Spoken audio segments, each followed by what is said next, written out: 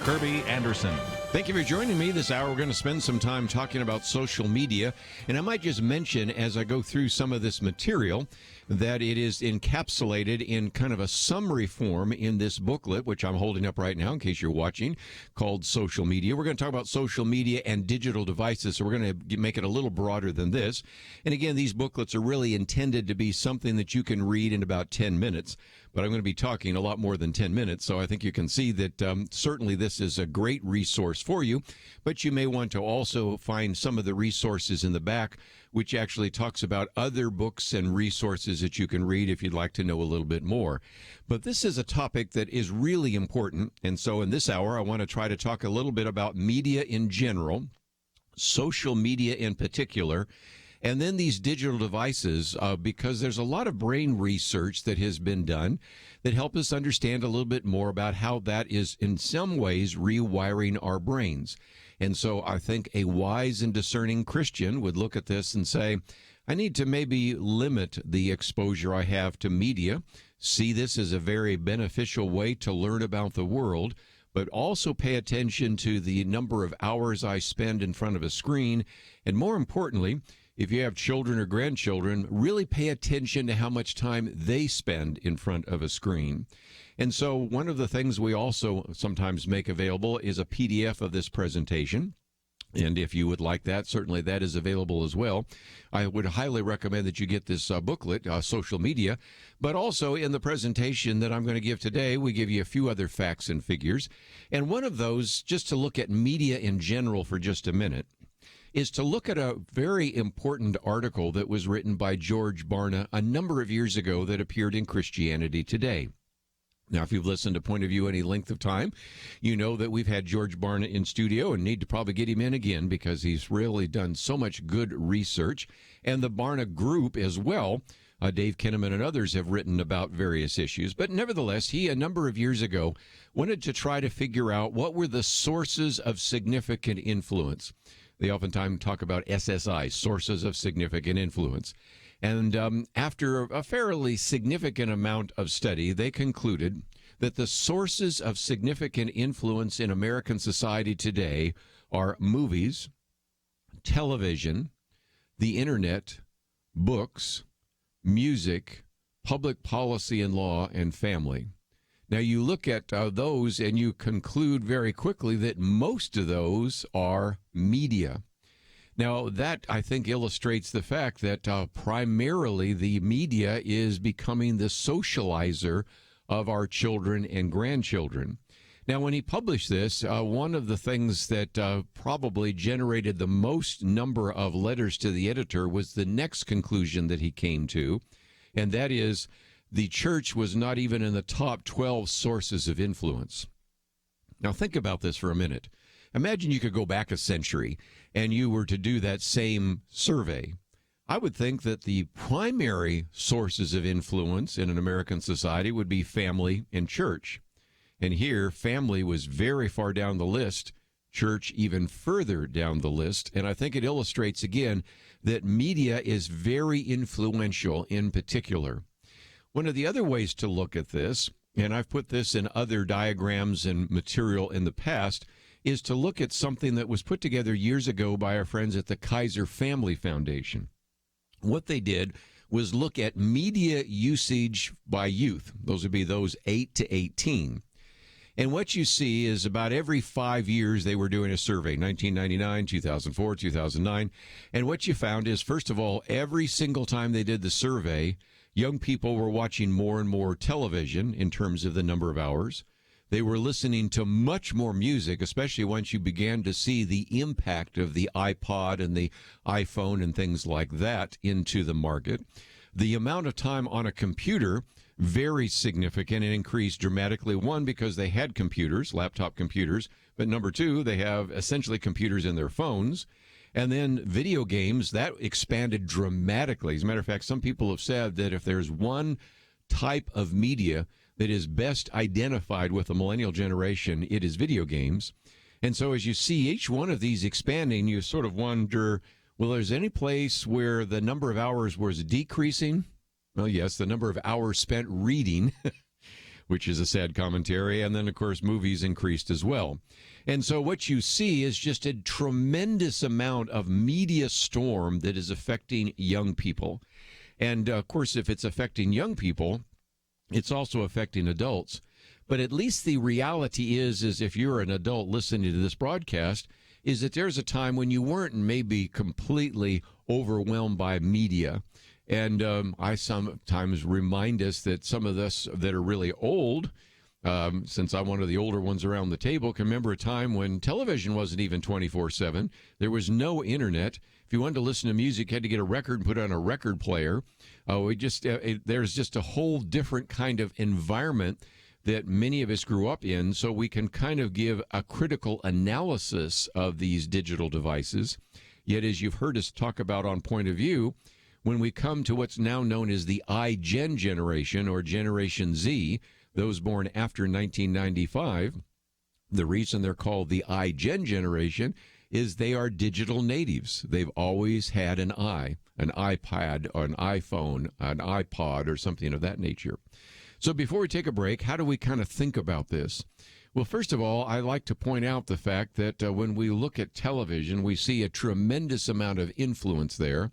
By the time a typical high school student graduates from high school, he or she will have seen 22,000 hours of television, 16,000 homicides, 200,000 acts of violence, 640,000 television commercials.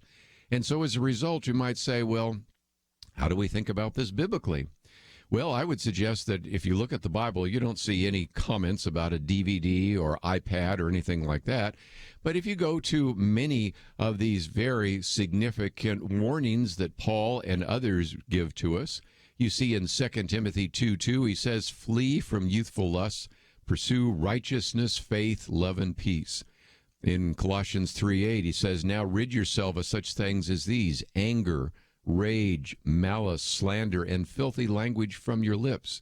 And so he talks about things that you should not do.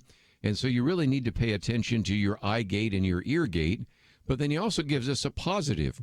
In Philippians 4:8, he says, finally, brothers, whatever is true, whatever is noble, whatever is right, whatever is pure, whatever is lovely, whatever is admirable, if anything is excellent or praiseworthy, think about such things.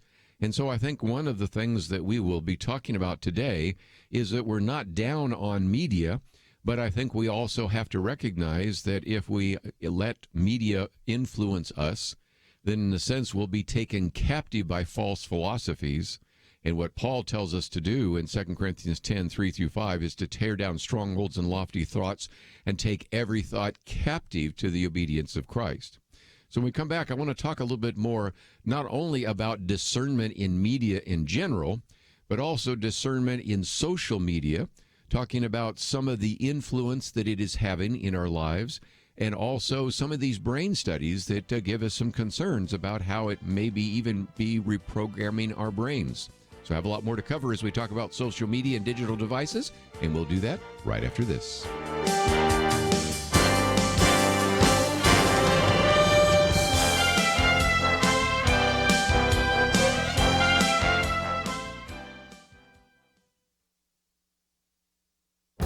This is Viewpoints with Kirby Anderson. In previous commentaries, I've explained why we need better election security, but that doesn't mean Congress should pass just any bill that is supposed to increase election security. The U.S. Senate will consider the SAFE Act that was passed by the House. The word SAFE stands for Securing America's Federal Elections Act. While the legislation has some positive measures, it also contains many provisions that need to be changed. When the bill was considered in Congress, the Republicans offered numerous amendments that were all rejected, so the bill passed with only one Republican supporting it. For example, the bill requires that all paper ballots shall be printed in the United States on recycled paper manufactured in the United States. The problem with that is that some election officials testified that the sensitivity of ballot scanners would give false readings. The attempt to delete this provision was voted down in the House. Having a paper record is a good idea, but can also be provided by electronic voting machines. The bill allocates $600 million in the first year to help states upgrade their voting systems. Some members of Congress feared states would see this as free money and wait to upgrade their voting systems. One amendment would have required a 25% funding match from states. That was also voted down in the House. Another amendment was to ban ballot harvesting, which is when a third-party canvasser goes around collecting absentee ballots. As I've mentioned in previous commentaries, this procedure has already been misused. North Carolina threw out one House election because the procedure was abused. America needs to do more to make our elections secure, but passing the SAFE Act without some common sense amendments is not the way to do so. I'm Kirby Anderson, and that's my point of view. From Affirm Films and the Kendrick Brothers, Overcomer, starring Alex Kendrick and Priscilla Shire, rated PG, now playing in theaters. Overcomermovie.com.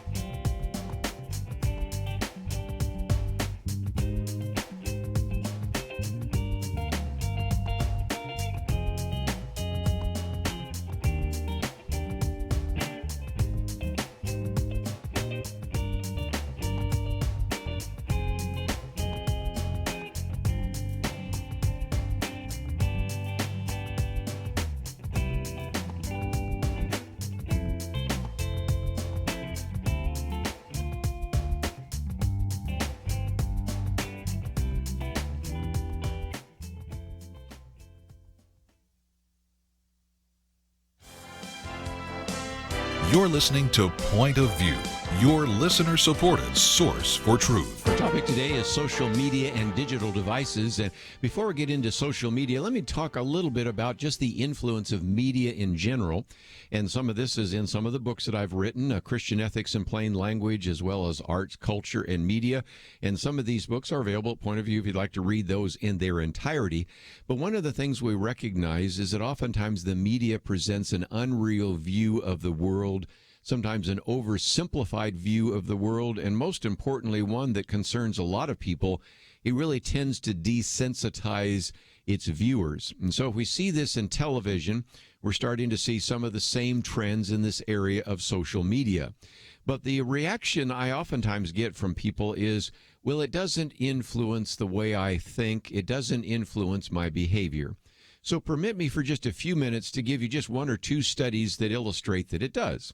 And I think it makes sense, but nevertheless, we sometimes have people that deny that. And I've even had Hollywood producers say, well, I just don't think our programs have that much influence on people. And I'm thinking, well, just wait a minute. You know, you're actually selling a significant number of commercials, at least 8 minutes worth or more in a half an hour program. And you're selling those commercials to advertisers who pay just an enormous amount of money so that when somebody sees a commercial, they'll go out and buy that product or service. So you can't tell me that you have been able to demonstrate to those advertisers who are willing to pay pretty good dollars in order for people to see that on the screen, and then it affects subsequent consumer behavior. And you can't tell me that those 8 minutes have an impact, but the other 22 minutes of programming don't. I mean, seriously, think about that for a minute. But a good way to look at this is to actually recognize that people that are overly consuming media certainly have their worldview changed. And probably one of the classic studies, which I quote in many of my books, is done by George Gerbner and Larry Gross at the Annenberg School of Communication. You can read about it even in Psychology Today. It was called The Scary World of the Heavy TV Viewer, because they found that heavy TV viewers tended to overestimate their likelihood of being involved in a violent crime. Why? Well, because they say lots of crime on television, so they thought they lived in a much scarier world. They tended to overestimate their percentage of people in white-collar occupations, and even overestimate the percentage of Americans compared to the rest of the world. The point I'm making is you could make a very clear correlation between heavy TV viewing and, if you will, a distorted view of the world. So certainly we can demonstrate with television, and now we're starting to demonstrate that with social media, that it affects your worldview, especially when you consume it for long periods of time. It also affects your behavior. Again, let me use some quick examples, many of which are well documented. One that appeared in the Journal of Pediatrics showing that a study of adolescents, that would be teenagers, showed that watching lots of sex on television, they were more likely to get involved sexually. Matter of fact, they also found later on that girls that watched a lot of sex on television were more likely as a correlation to become pregnant. Now, it doesn't necessarily always prove causation with correlation, but I think we can have a pretty good idea that those two are connected. And perhaps even more, when we talk about sex, how about violence? Those studies are very well documented. If for no other reason, then there are all sorts of so-called meta-studies, over 1,000 different studies that have been put together, again, in the Journal of Pediatrics, including 3 different studies by 3 different surgeon generals of the United States under 3 different presidents, who all conclude that there is a connection of some sort between media and aggressive behavior. So the point I'm making is that obviously people are seeing non-Christian worldviews on television, on the internet. They're hearing about this on radio. They're listening to people sing about it in music and all sorts of different ways. And so you have worldviews like atheism and naturalism that are reinforcing these ideas. You have worldviews that are kind of Eastern in nature, pantheistic ideas. We have some ideas that are tied into the occult, some that are tied into Gnosticism, and of course some of those that I've mentioned in terms of sexuality. So we can honestly see that in the entertainment realm, many of these ideas are also being promoted, and some of those are in fictional stories, some of them are in documentaries. But what about news? Because one of the things we talk about so often here at Point of View is, are you getting accurate news? And a bit later, I'm going to talk about whether or not there has been social media censorship. But one of the classic studies done on the media was done, interestingly enough, by Robert Lichter and Stanley Rothman. And back in the 1980s, Marlon Maddox and I and others interviewed Robert Lichter and some of the research he did, because he actually had perhaps the most extensive survey ever done of people in the news media, primarily those located in New York or in Washington, D.C. The first thing he found, no real surprise, is that they were liberal. Well, even more liberal than people might have imagined. They found that 80% of the time the media elite always voted for the most liberal candidate. In most cases, it was a Democratic candidate. I'll take 1984 as a good example. When most of the nation was voting for Ronald Reagan, 80% of the media elite voted for his opponent. So you can kind of see very liberal. To the key point that we want to make here is number 2, very secular. One of the other things we found, interestingly enough, is 86% of the media elite seldom or never attend religious services. They don't go to church or synagogue. They don't know people that go to church or synagogue. Matter of fact, when they were asked for their religious preference, 50% couldn't come up with an answer, like Catholic, Protestant, Jewish. I mean, it's pretty amazing. And so, again, they don't live in the world that you live in, the world that most listeners to Point of View live in. And then the final one, very quickly, is they also found that they were very humanistic. More than 90% of them support a woman's so-called right to choose. Now, they also not only looked at news, but back to one of the things I mentioned just a minute ago, they also looked at television. Now, that's a little different. The major headquarters for the major networks primarily were in New York at that time.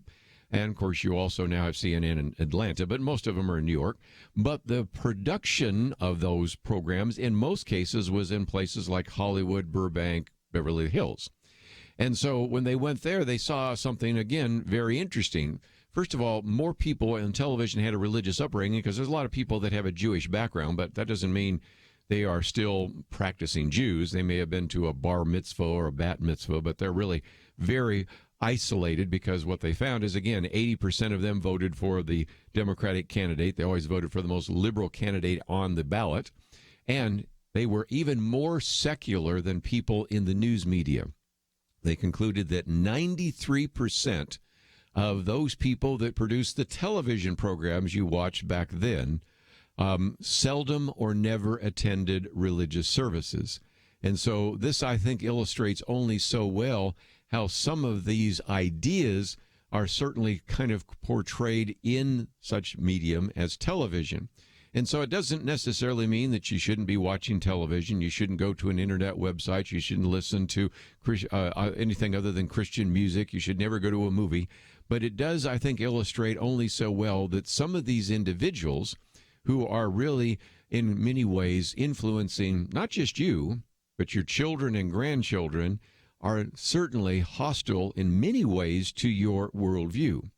Now, just before I take a break, let me also answer a question that sometimes comes up when I talk about this, and that is, well, then are you saying there are no Christians in Hollywood?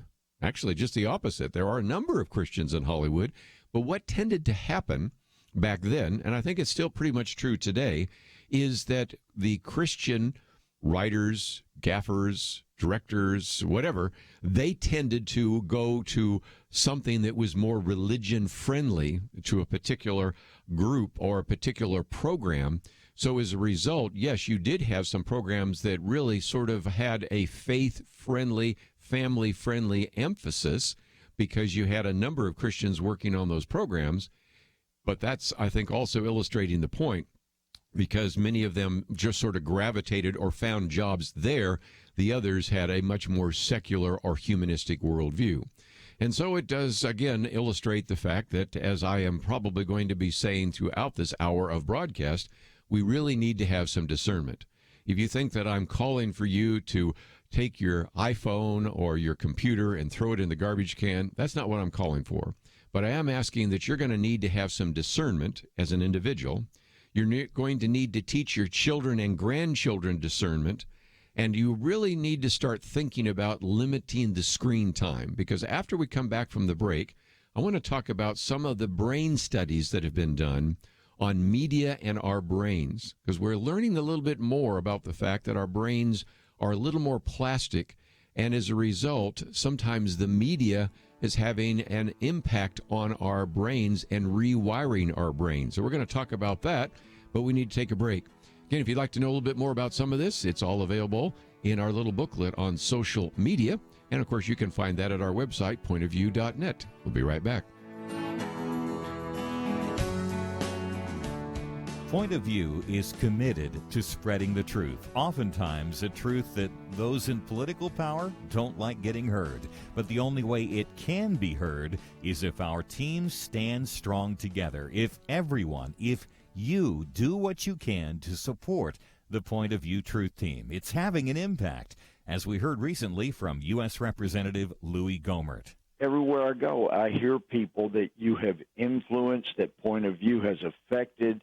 You have made such a difference, and you rely on people to contribute, and if they don't contribute, then that truth does not get heard. Help Point of View make a difference. Pray and consider what level is right for you. $30, $65, $100 a month, or even more. Please do what you can.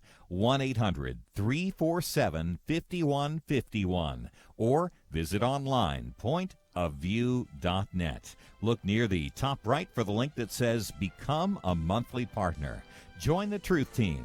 800-347-5151 and pointofview.net. Point of View will continue after this.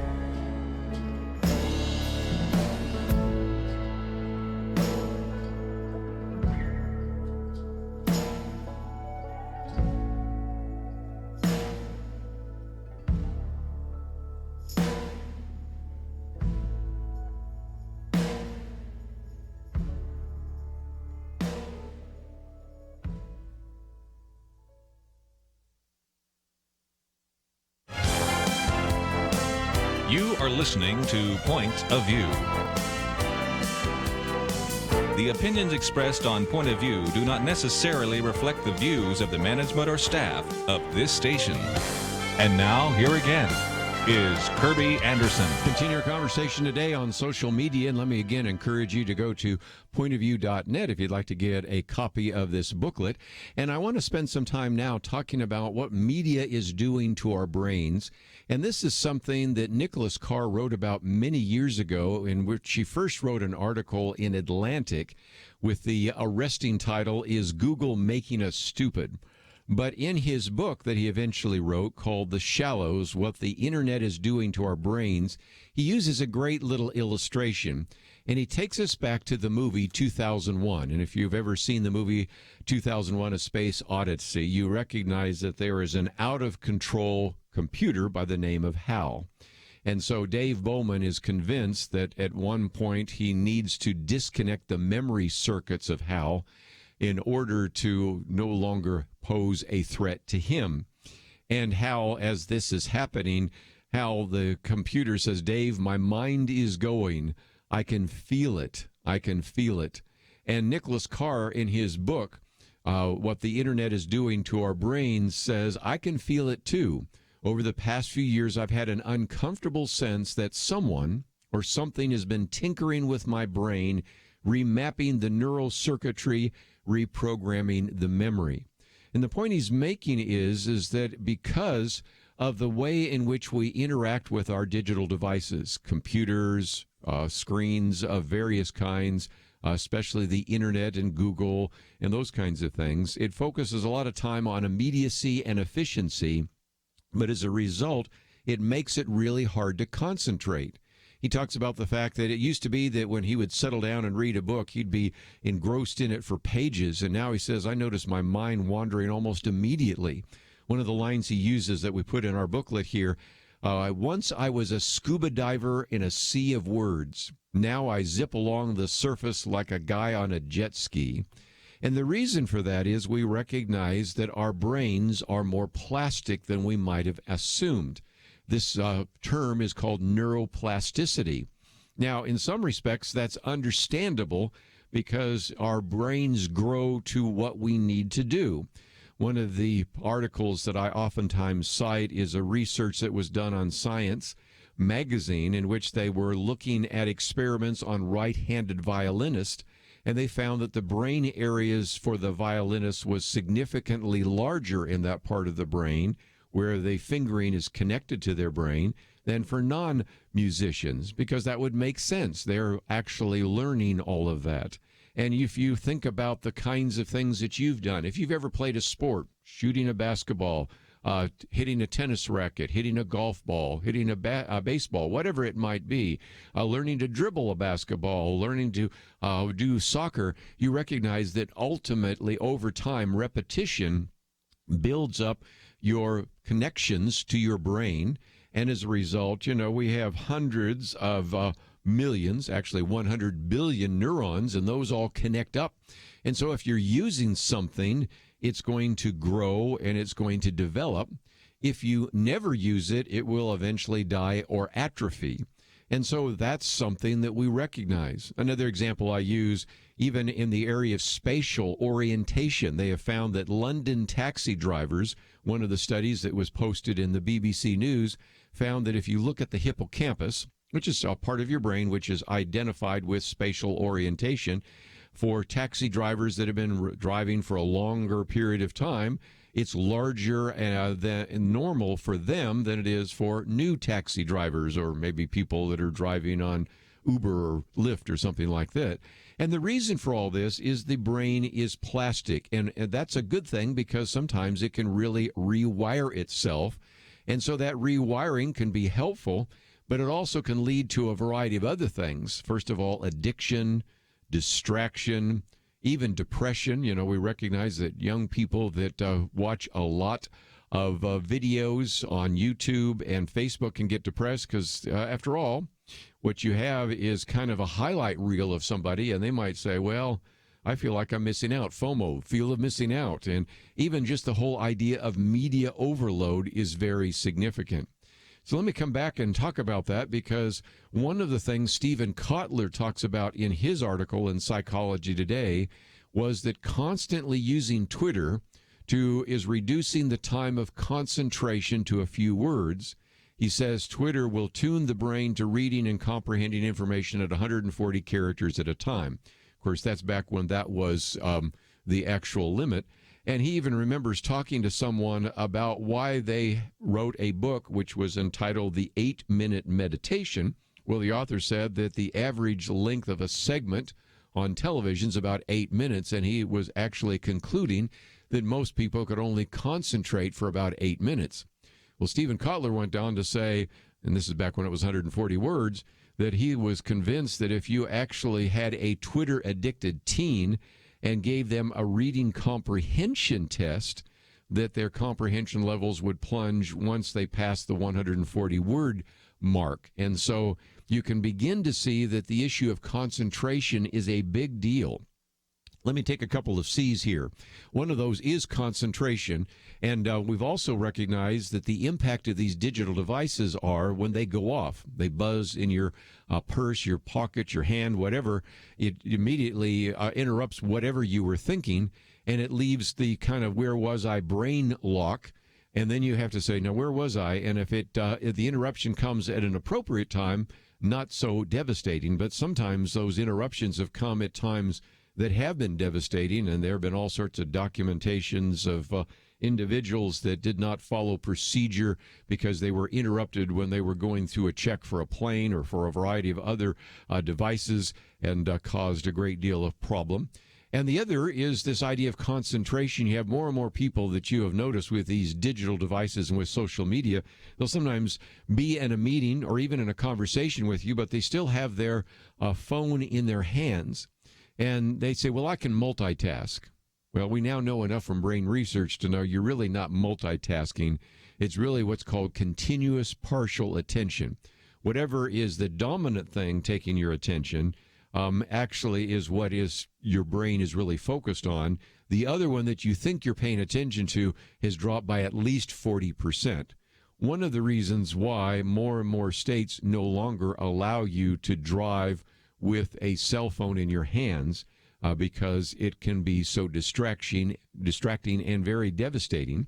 And the other thing that I talk about, another C, is creativity. If you've watched any of these YouTube videos out there, there are many of them that are talking about the loss of creativity. Some of these TED Talks are talking about this. There are whole books being written and studies being done about this, the precipitous drop in creativity around the world, but especially in America. And I think part of that is that now with these digital devices, there's no time for daydreaming, no think time, and that's really affecting us a great deal. But before we take a break, one other point I wanted to put on is one I mentioned just a minute ago, and that's the issue of addiction. I started out this conversation today talking about George Barna. He wrote an article a number of years ago entitled Media Addiction. Now, I have a lot of respect for him, but I remember when I saw the article, I thought, yeah, right. Everything these days is an addiction. But he convinced me. And if you read through the article, you'll see, first of all, that if you look at the various signs of addiction put together by the American Psychiatric Association, and then you apply those to individuals that are using these devices on a pretty regular basis, you can indeed see that many of them are indeed addicted. So one of the other concerns about this whole idea of social media is it can be very addicting for certain young people, even for adults. And so that's something to pay attention to and recognize that if you even threaten to take away the cell phone of your teenager or maybe even a younger child, I don't care if they're your child or your grandchild, they will go into withdrawal. And it just illustrates again that we have levels of social media addiction that I've written about in some of my viewpoint commentaries, which are pretty significant. And the other part of that he talks about in that article is that parents oftentimes lament the dangers that the various children and grandchildren have in terms of being so addicted to media. But then he comes back and says, even though 3/4 say that exposure to their children to inappropriate content is one of their top concerns, you have to say, but who's controlling all of this?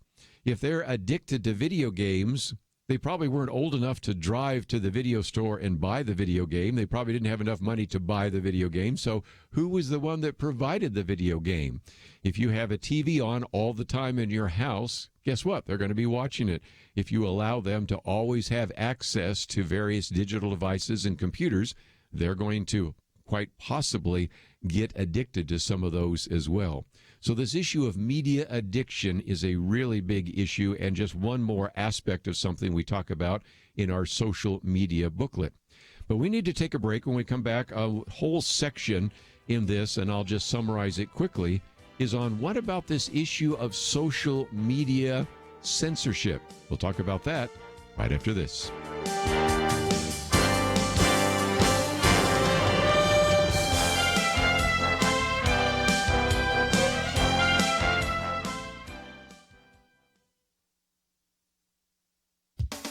For nearly 3 years, Terry Miller and Andrea Yearwood have been winning championships and breaking records in girls' high school track in Connecticut. But both athletes are biological males. Connecticut's policy allows high school athletes who are transgender to compete as the gender with which they identify. So top female athletes are losing out to biological males, not only on medals and titles, but on opportunities to compete at elite levels, and even on consideration for college scholarships. In June, 3 female athletes filed official complaints with the U.S. Department of Education's Office of Civil Rights, contending that the Connecticut Interscholastic Athletic Conference policy violates Title IX, which is supposed to protect equal athletic opportunities for women and girls. These transgender policies exist in 18 states, and one wonders why there's not more of an outcry from feminists on this. Alliance Defending Freedom represents the 3 female track athletes who filed this complaint. ADF's counsel, Christina Holcomb, argues allowing boys to compete in girls' sports reverses nearly 50 years of advances for women under this law. The Office of Civil Rights has responded by opening an investigation. At this point, it's just an investigation. No decision has been made on the merits. But it's good news. This madness is affecting college sports and also the Olympics. Insisting Miller and Yearwood are girls, Dan Barrett, legal director for the ACLU of Connecticut, says, quote, efforts to undermine Title IX by claiming it doesn't apply to a subset of girls will ultimately hurt all students. Selena Sewell, one of the girls filing a complaint, told TV host Tucker Carlson countless other female athletes in the state of Connecticut have been affected by this policy, including her entire indoor track team, who missed out on winning the state open championship because of the team the transgender athlete was on. Let's hope we'll see the return of a level playing field to women's sports. For Point of View, I'm Penna Dexter.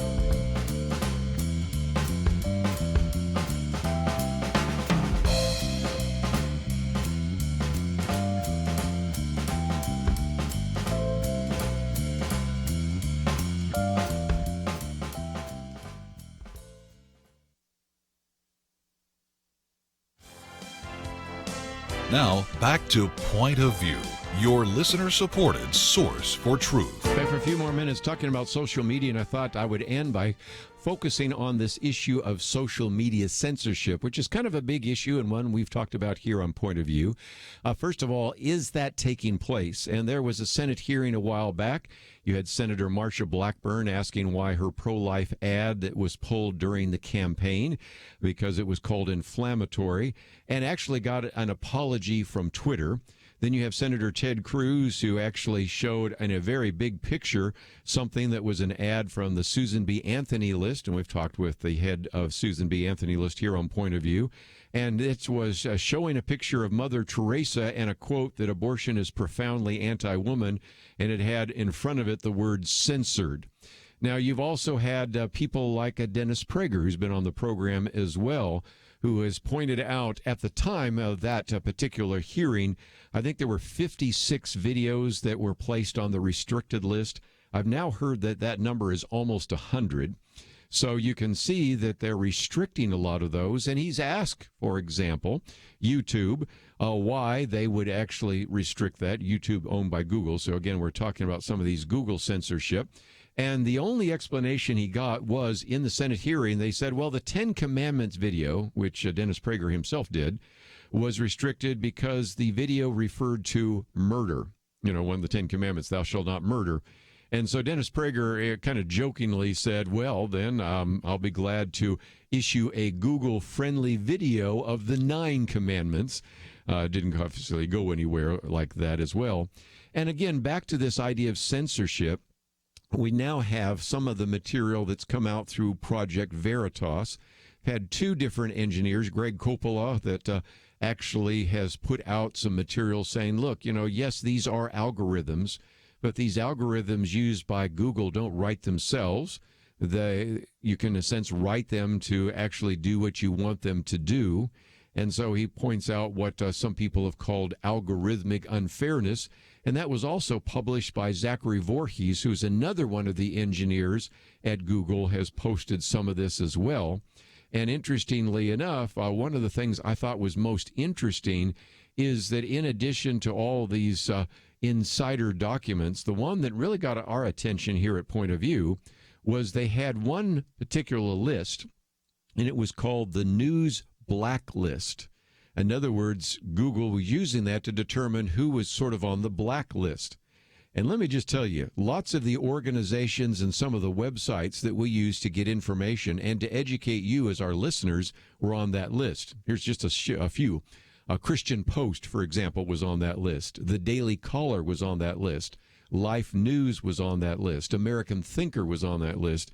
And just gives you a little bit of an idea that if you're doing a search, you may not even see some of the articles, sometimes written even by some of our roundtable guests, but also some of the other articles that I think do a very good in-depth investigation in that regard. And then one of the other documents that he leaked from Google had a ranking of news sources, and not surprising, I guess, you found that they were ranked in the order of credibility, and at the top of the list, ABC, CBS, PBS, CNN, even MSNBC were all ranked higher than Fox News. So I think it illustrates only so well kind of the point that I'm making here, and that is we do have a fair amount of evidence that indeed there is some censorship or restriction that is taking place. Now, on the other hand, we have to recognize that these are private companies. The so-called big tech companies are private. But even in that Senate hearing, Ted Cruz noted that these big tech companies are larger and more powerful than Standard Oil was when it was broken up, larger and more powerful than AT&T was when it was broken up. So there's a real question right now. Do we treat these like a platform, or do we treat them like a publisher? And they actually portrayed themselves as a platform which would be something very similar to a public park where, you know, whatever, you can't control what people say. We're just providing that opportunity. And so in the 1996 Communications Decency Act, they really, in that particular law, protected these big tech companies from liability because they were, in a sense, like a platform. But they're acting more and more like a publisher, so that's why some people are saying maybe we have to think about breaking them up. Maybe we have to think about removing that kind of protection. And so those are some of the kind of conversations that are probably going to take place in the future, because right now they have immunity from any kind of legal action because they've been presented as a neutral platform. But if they're going to censor or restrict content, well, then they're acting more like publishers, and so that makes sense. Dennis Prager makes this argument and made this even in a letter to the editor, I guess it was an op-ed, to the Wall Street Journal. He says, we recognize that sometimes we as conservatives have concern about government regulation. And yes, these are private companies, and there is good reason to debate whether government should step in even in the midst of all of the obvious censorship. But he has a very important question that he posted in his op-ed in the Wall Street Journal. And he asked this question: if 4 major U.S. airlines announced that they would not allow passengers carrying the Wall Street Journal to travel to some American cities, would any conservatives or libertarians defend the airline's right as private companies to do so? And so this is, I think, going to be one of the ongoing debates that we're going to have about what could take place. And even in the booklet here, I give you some suggestions about what could happen, because even if you say, well, we're not going to be able to censor them and they're really going to be providing biased results, one of the individuals that I quote from here actually says maybe you should just think about closing down your social media accounts. For after all, if you don't like what the New York Times or the Washington Post reports, well, you don't have to subscribe to those newspapers. If you don't like how MSNBC or Fox News cover stories, well, you don't have to tune to that TV network. And there are certainly alternatives to some of these out there, so that's one issue as well. And so this particular individual, Sam Sweeney, who I quote from, says, delete your Facebook yesterday. Don't get news from Twitter. The issues of free speech on social media will no longer matter to you. They don't matter to me. I've made a decision not to subjugate myself to the whims of our new overlords. So that's one other way to think about this. So whether it is going to be a decision that you make to keep these various areas of social media but use discernment, or whether you decide no longer to subscribe to those, is a decision we leave to you. But one of the reasons I wanted to make this booklet available is so that you would be aware, first of all, of the profound influence that social media is having in our lives, and more importantly, in the lives of our children and grandchildren, recognizing now that we have a whole generation of those in the so-called iGen generation that are growing up as digital natives. They don't know a time in which we didn't have all of this social media. So this would be, I think, even more important for you to learn how to teach them some discernment. And again, there are some books that we recommend in our for further reading on that. Matter of fact, I might even recommend an interview that we did with Kathy Cook on screens and teens that gets into that in very good detail. Or maybe you have to say, I've had enough, and maybe we just don't need to subscribe to some of those. After all, not everybody's getting a newspaper anymore. Doesn't mean that we all have to get Twitter. Doesn't mean we all have to get Facebook. Doesn't mean we all have to be on Instagram. So I'll let you make that decision. But this booklet is really intended to give you some of the facts about the influence that social media is having, as well as to think a little bit more about this issue of censorship, because I think it's going to be really important even for politicians and members of Congress. So again, if you find yourself saying, I'd like to read a little bit more about this, most of what I've quoted here today can be found on our website, pointofview.net. Of course, I have books on the subject. We have this free booklet on social media. So I would encourage you to go to pointofview.net, find some of those resources, and apply them. Thank you for listening right now to Point of View.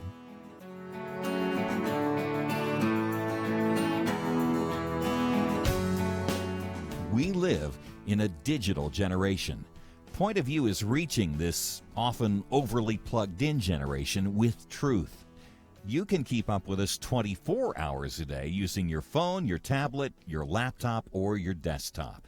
Search for the Point of View radio talk show on Facebook, where you can keep up with today's issues, learn about current and upcoming guests by liking us on Facebook. Also, follow us on Twitter. Our handle is @Point of View RTS. That stands for Point of View Radio Talk Show. Learn, interact, make a difference with Point of View using new media. And here's one way you can make a big difference. Help us increase our reach by spreading the word among your friends. Share a Facebook post. Tag us in a tweet. With enough joining us to plant seeds, we'll see a tremendous harvest. Come on, it only takes a minute. Search for Point of View Radio Talk Show on Facebook, @Point of View RTS on Twitter, and subscribe to the Point of View Radio Talk Show channel on YouTube. Learn, interact, share. The Point of View Radio Talk Show. Point of View will continue after this.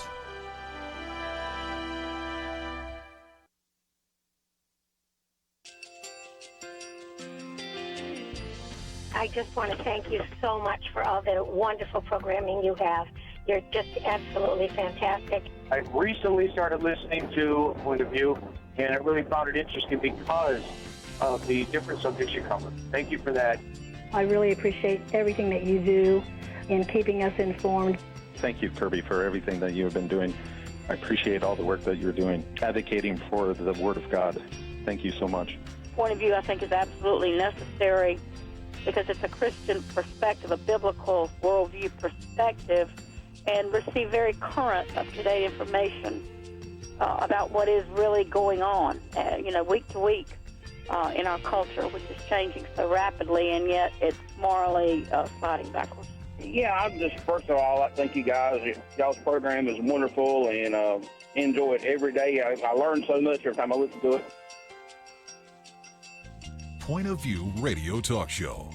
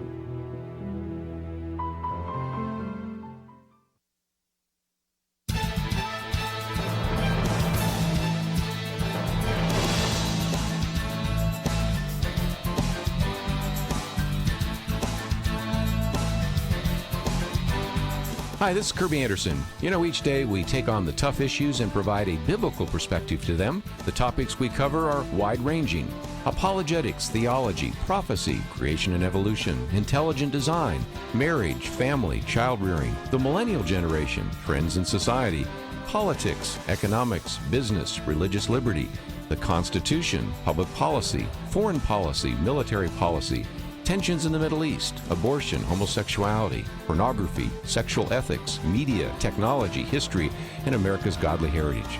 We talk about anything that affects your faith, your family, or your freedom. So don't go anywhere, because Point of View starts right now.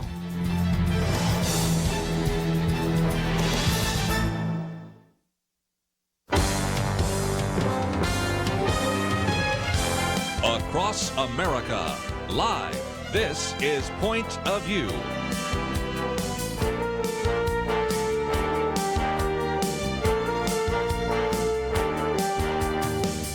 And now, Kirby Anderson. Thank you for joining me. It is our weekend edition, and we have, of course, around the round table, Penna Dexter, Kelly Shackelford, going to talk a little bit about some of these religious liberty cases, and if nothing else, illustrate why that precedent that came out of Bladensburg was so important. Also talk about today some oral arguments in the Kentucky Supreme Court case involving an individual who is a Christian who said, I just can't in good conscience print certain kinds of T-shirts. So we'll talk about that. What is going to happen in terms of the election, the Electoral College. Penna Dexter has a piece as well about these so-called transgender women, really boys, running in some of these athletic events, which calls for a Title IX investigation. So, as always, Penna, we've got lots to cover.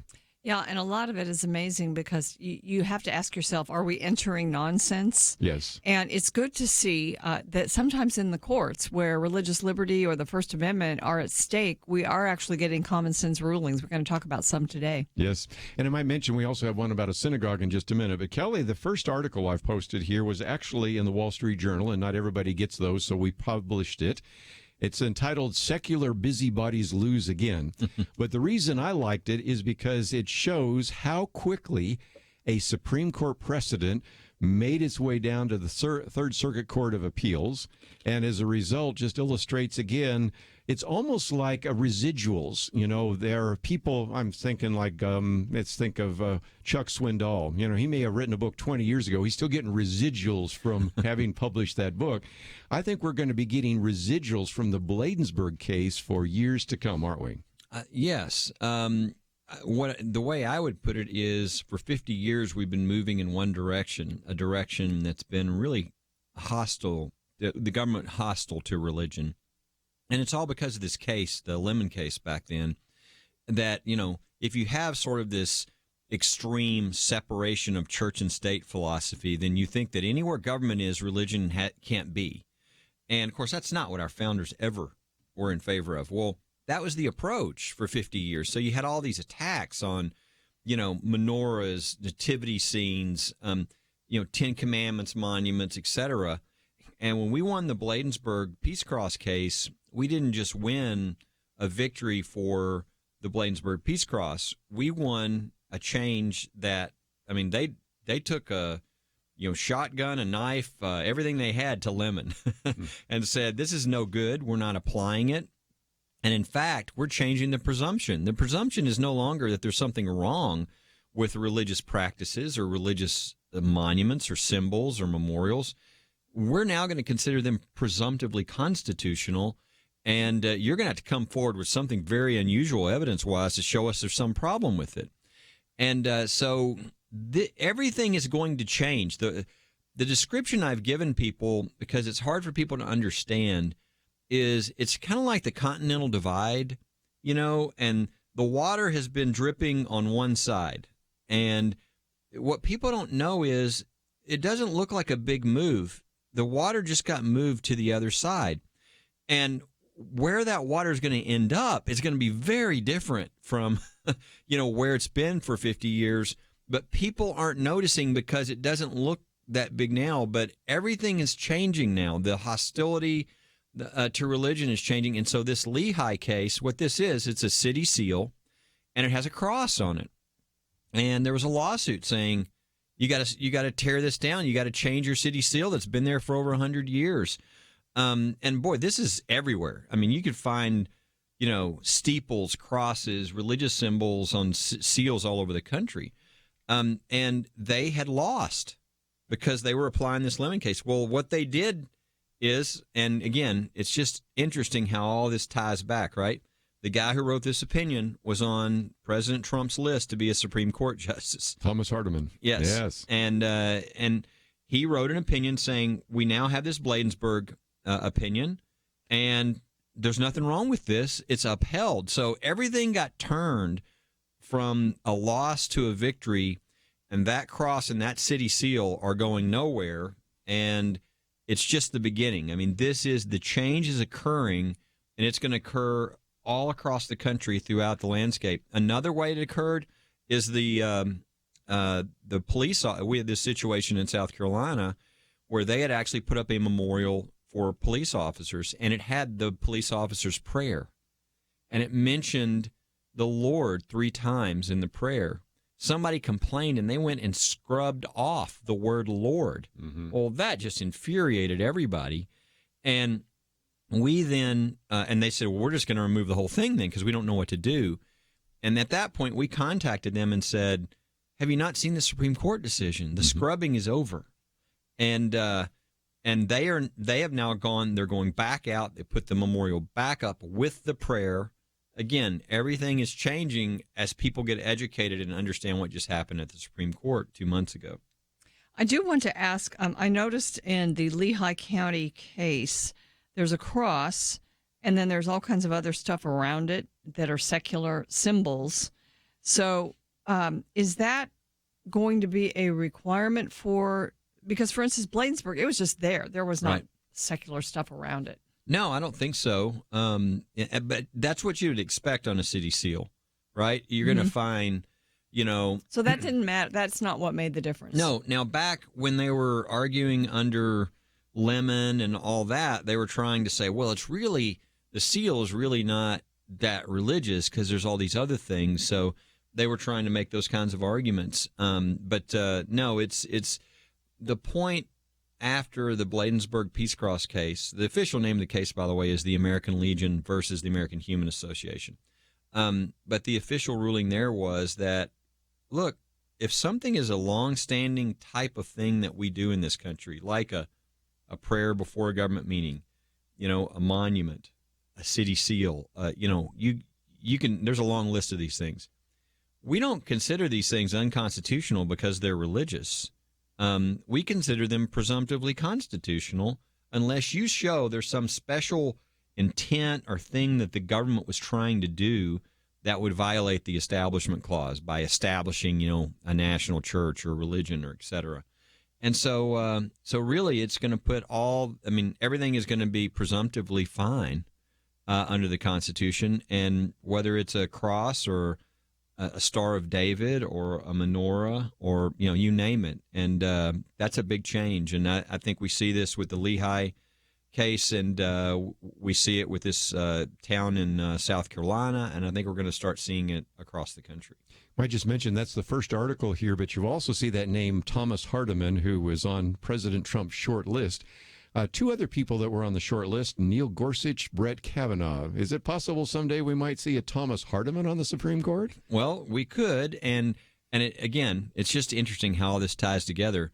Why did we get the Bladensburg Peace Cross decision? Because when I was standing up there and I looked to my right, at the end on my right was Brett Kavanaugh. At the end on my left was Neil Gorsuch. And Gorsuch was one of the first people to say something, and guess what he said? He said, I consider lemon a dog's breakfast. That's how we started. And I went, man, I like this guy. And so it makes a difference. And we're going to talk about, we just had another huge decision just handed down by another recently appointed judge. It's making a difference what's happening across the country right now with these judges. I love that you've set us up for an opportunity to stay tuned right after these important messages.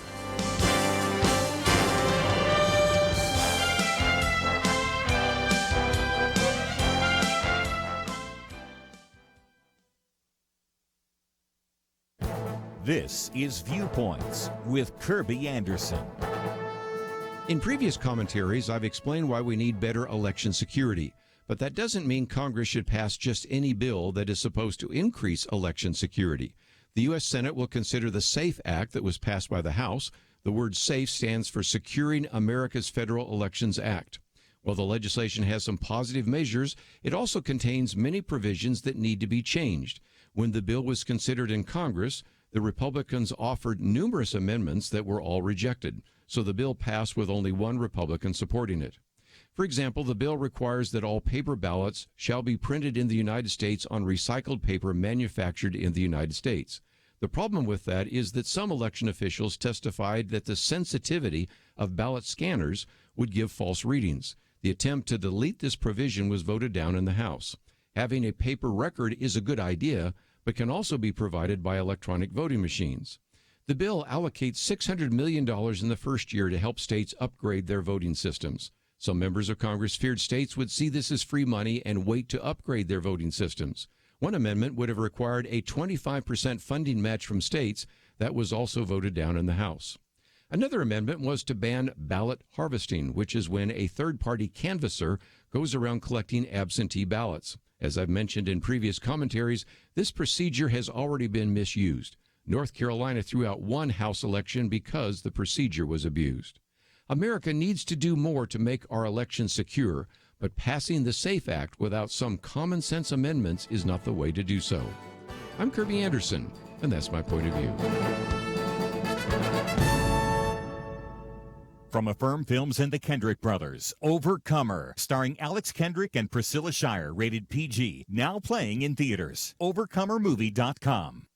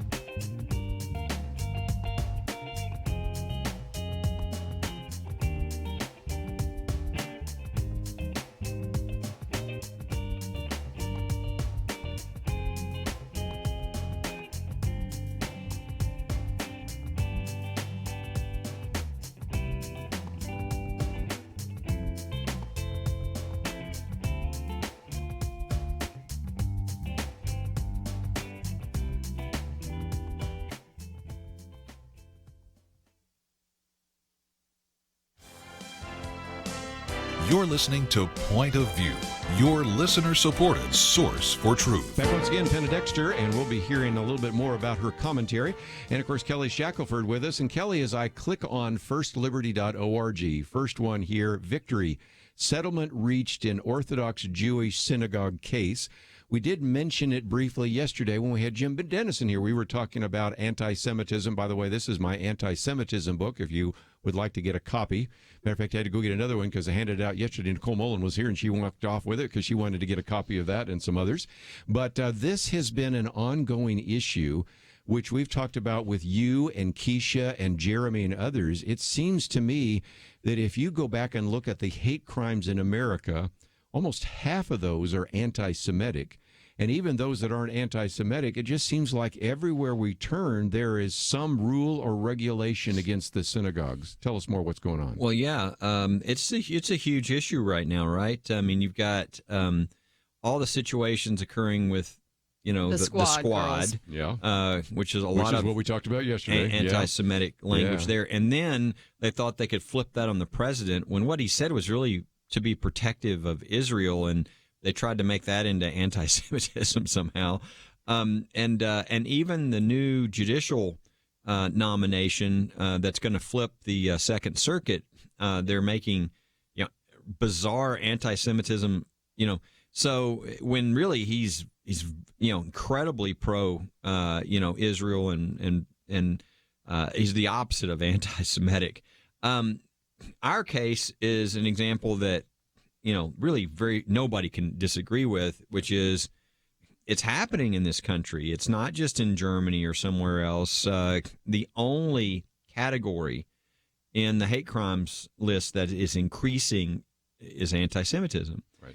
And our case involved, and we have a number of cases like this, but this is a Jewish synagogue, and all they wanted to do was be a Jewish synagogue.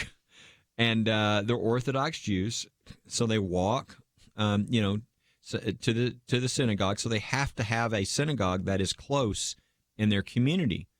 And some people realized that and thought, well, if we can get rid of the synagogue, we'll force them all out of the community. So first, they underwent a lawsuit from the Homeowners Association, and we won that lawsuit. And you'd think, well, it's over, okay? My favorite part was, we're Christians, and the rabbi came to us and he said, my people were like, well, why are we going to the Gentiles? And his response was, because they're the best at this. And I thought, well, that's good. Yeah. Good that's the reputation. And it turned out to be right, because we now, first set it up. You thought it was over. Then the city, after a so they won at the won the trial court decision, court level. Okay. And then the city said, okay, now we're coming after you, because some of those same people got to the city. And that's what we've been in the lawsuit. So we sued. And again, the big sticking point at the end was, well, yeah, they do meet all the health and safety regulations and all this, but they don't have enough parking spaces. And again, they walk. They walk. And so anyway, we've just now settled the case, meaning they are backing off completely, and so we aren't going to sue them anymore. So that's what a settlement means in this case.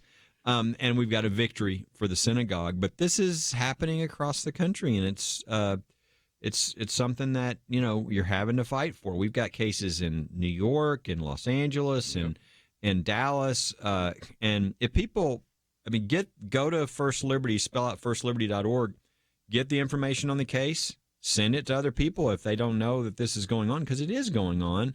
And you'd think, well, if it's going on against synagogues, I wonder if it's going on against churches. Yes, we've got some just outrageous cases with regard to churches. The Light of the World Ministries is one of the big ones. But people need to know this is happening. This is a battle. There's a case right now at the Supreme Court that it looks like, we'll see what, I think they're either going to take it or they're going to issue a decision and say we don't even need to hear argument. But it's a huge case about the church and whether the government can invade the church. And so these are big issues that we're fighting out now. But the anti-Semitic and the Jewish synagogue cases are really all over the country. So again, just a good illustration of why to support First Liberty, right? Absolutely. What is the case at the Supreme Court? The church case. It's the Roman Catholic Church of Puerto Rico. Oh yes, it's a really it's a bizarre case, because what happened is you had a number of small private schools, Catholic private schools, that decided they would pull their support together and form a little pension for their teachers. Well, I don't know, there were like 100 of them. Well, over time, a number of those kind of failed, and they're down to like 8. Well, they didn't have enough money to pay all the money that they needed in the pension. So somebody sued and said, hey, I'm not getting all the money I'm supposed to be getting. Okay. And they said, well, we don't have any money. And so enterprising attorney decided, well, they're all Catholic. Let's make the Catholic Church pay for all these schools. Can you imagine? It's like finding out that some Baptist in your community did something, and so they go, well, he doesn't have any money, so let's go after the Baptist Church. Well, the Baptist Church isn't responsible. They have nothing to do with this. They're a separate entity. But in this case, the Puerto Rico Supreme Court said, yep, Catholic Church has got to pay for all these, debts that are owed by these private, independent Catholic schools. Which, again, if that's now the law, then every church better look out, because they're now responsible for everything that anybody within their denomination says. And it really this is allowing the government to sort of recreate your business entity and invade the walls of the church. And, of course, the church coffers do have money, and if people can now go after the church money for even things that they had nothing to do with, then watch the litigation explode. But that's one that the court is looking as to whether they're going to take and what they're going to do. Paul Clement is representing the Catholic Church. We represent one of the schools who's saying this is wrong. They shouldn't be going after. The church is not responsible for our debts. And so we'll see what happens. But a big case on the rights of the church versus the government.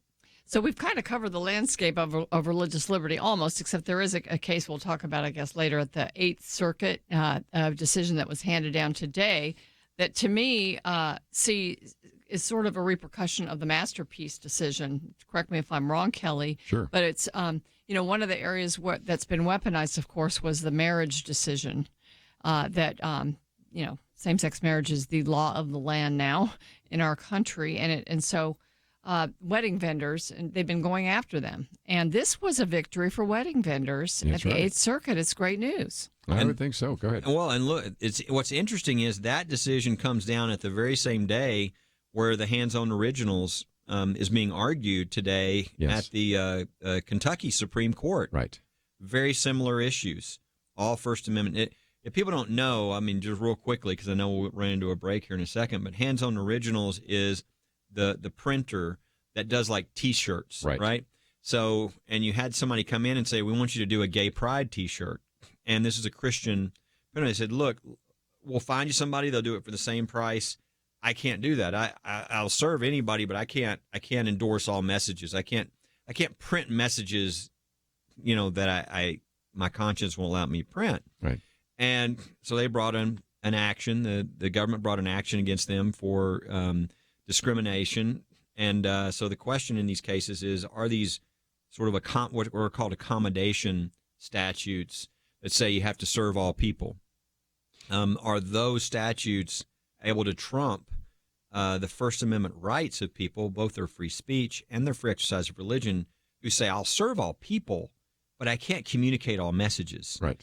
And, they've won so far, but now they're at the Kentucky Supreme Court. Well, they just got an extra little boost because the Eighth Circuit Federal Court of Appeals in the, I think it's called Telescope Media case, just handed down a really good decision. And who authored the decision? One of the Trump appointees the Federal Court of Appeals that the liberals really went after. He authored an excellent decision, and it's going to be one of the biggest in the country over this whole issue of religious freedom and free speech versus these local accommodation laws. So again, just be praying for Blaine Adamson, and this is a case with ADF. But I thought it was interesting that even one of these T-shirt printers that's a lesbian, which we put in our second article here, supported him.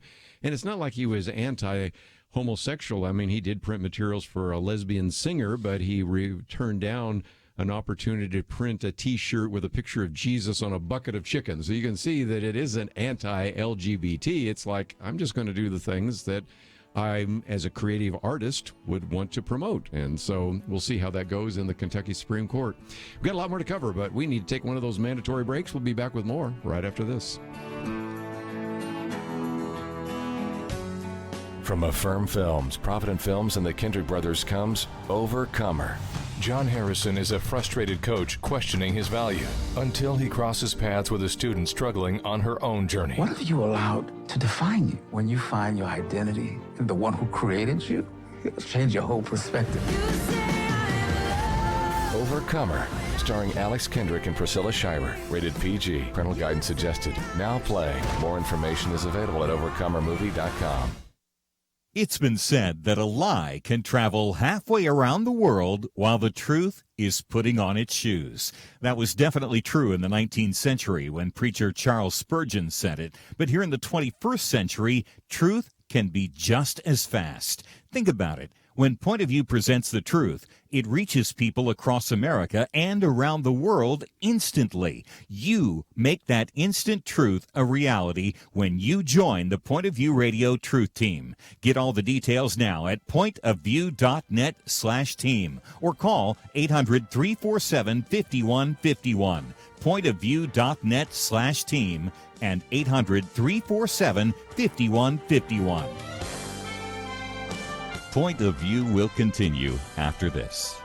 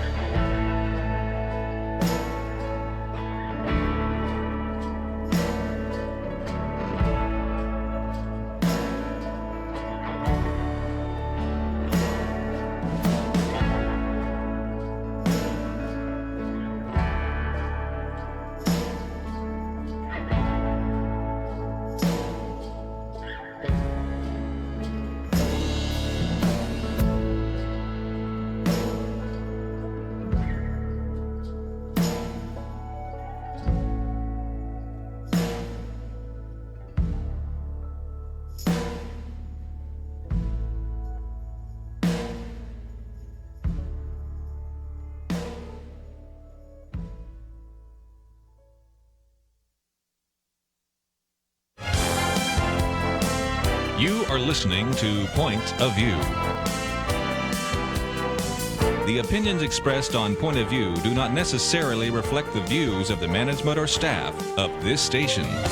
And now, here again is Kirby Anderson. If you'd like to join our conversation, 1-800-351-1212. Been talking about religious liberty. We will get into some other issues in just a minute. But while we're talking about this, Penna Dexter's commentary, which we've aired in the past, is also in the September issue of Outlook, which will be arriving in your mailboxes in just a few days. Kelly Shackelford, we've got Penna Dexter's commentary, but you know this guy over here, James Ho, right? I do. We got a picture of him as well. I know both of those guys, actually. Well, actually, I know you do. And for some of our listeners that are going to look at these numbers, Penna, they might want to get the latest numbers. So if you go to firstliberty.org and go all the way to the bottom, there's a thing that says judicial nominees. And that, I think, is very helpful, Kelly, because then it shows us the vacancies, the judgeships, and kind of, if you will, you always want to know the players with a scorecard. That gives you the scorecard, doesn't it? It does. And, one of the things that's been talked about a lot with the Trump nominations are the record numbers that he set at the Court of Appeals.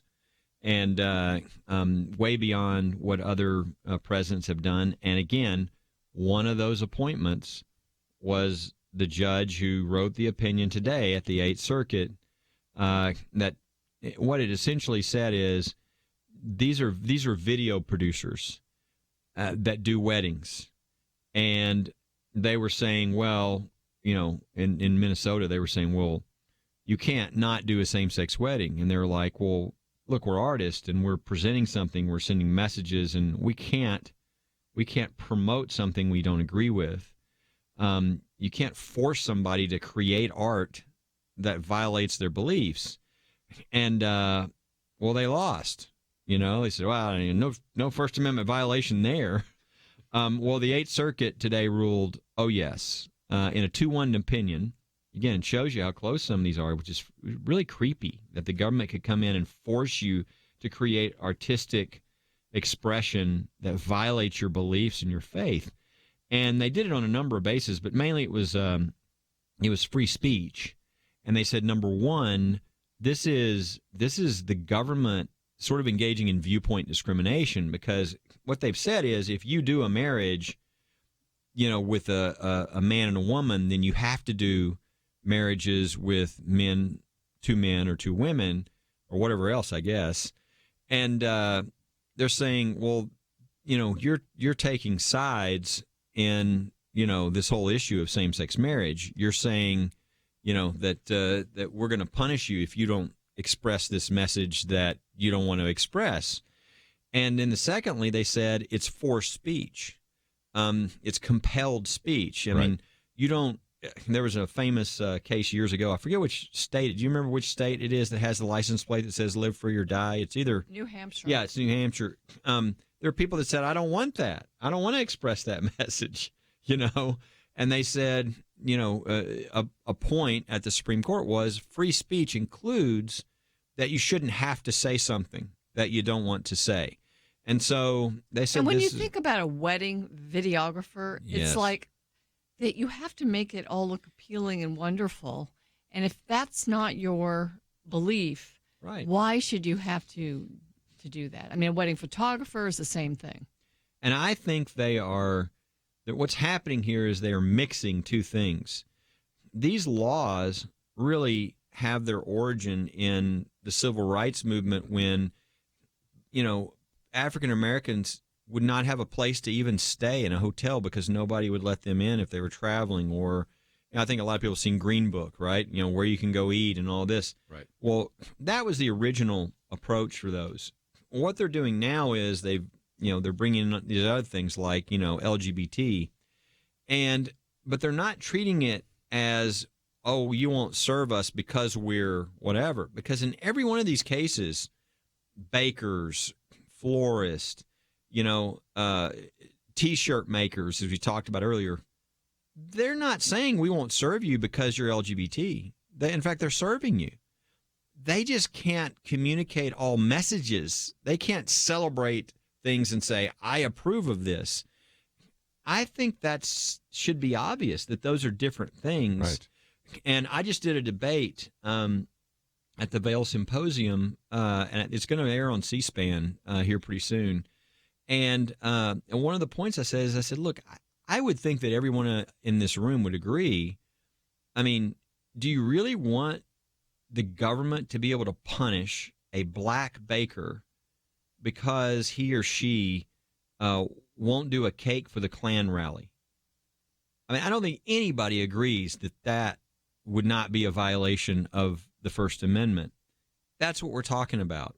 It's in these cases, they're serving everybody. They're saying, like you mentioned with the shirt maker, they did a lesbian birthday shirt. They just can't communicate certain messages because of their biblical beliefs. And this Telescope Media decision today at the 8th Circuit Federal Court of Appeals, I think affirms that. This should be a victory for everybody. Everybody should go, oh, thank goodness, whatever my beliefs. And that's why I think you've got what you've got on the hands-on originals is a lesbian saying, right.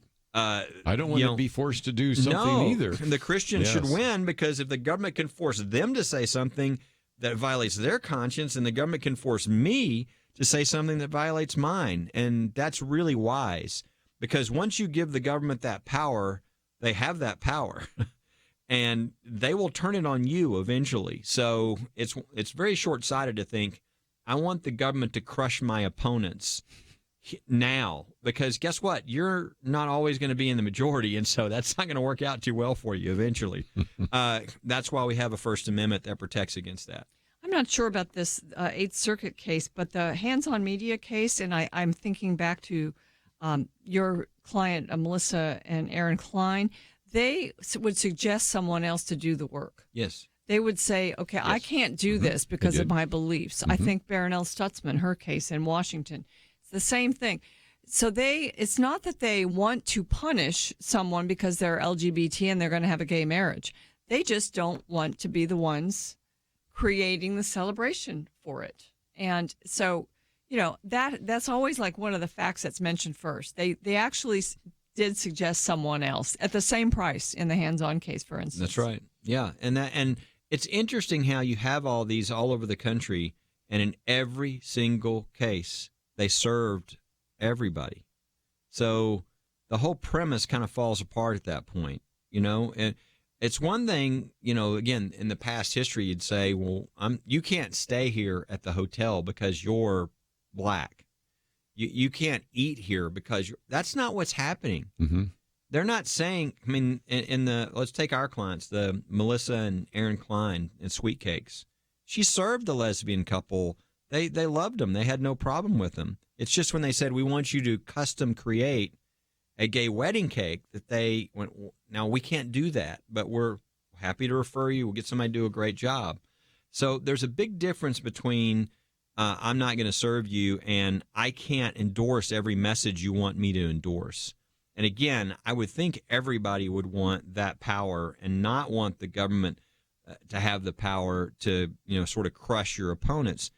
The solution, if you don't like what's going on, is number one, to go to another place. And if you really want, say, well, I'm not going to that place again, and I'm going to tell my friends not to go. That's freedom. The idea that the government is going to force everybody to have the same belief is not freedom. So this Telescope Media case today at the 8th Circuit is a very good opinion. And again, it's by one of the Trump appointees. I remember being in his hearing like a year ago, thinking this guy will be really good, and that's why they're attacking him. And he's really good. He did a good job today. It's a legal win, but also I think it's a cultural win, because there is an agenda to try to get everyone to celebrate homosexual rights, quote unquote rights, special privileges. Really, there's an agenda, and if we allow it to advance, it's going to. And our kids, the next generation, will then they won't see anything different. So I think it's very important also that this freedom message is affirmed by the courts. I was just thinking of something else. You know, Jack Phillips needs to be in a bake shop, not in a courtroom. He needs to be at Masterpiece Cake Shop. Blaine Adamson needs to be in the T-shirt shop, Hands On Originals. He doesn't need to be in a courtroom. And after a while, this just gets to be almost judicial abuse of some of these individuals who are very creative, incredibly nice people to a person. Every one of these, not one of these are obnoxious individuals, and to then put them through what they've had to be put through is just incredible. Well, we're going to take a break, but if you are listening online, even if you aren't, you might want to go online right now. You'll hear Penna Dexter's commentary, which we'll talk about after the break. What about these two boys now who call themselves girls who actually compete in the feminine area, supposedly, as women in Connecticut, and have won first and second place in both the 100-meter and 200-meter. Is there time maybe for an investigation? And what about some of these transgender policies? We'll talk about that right after this.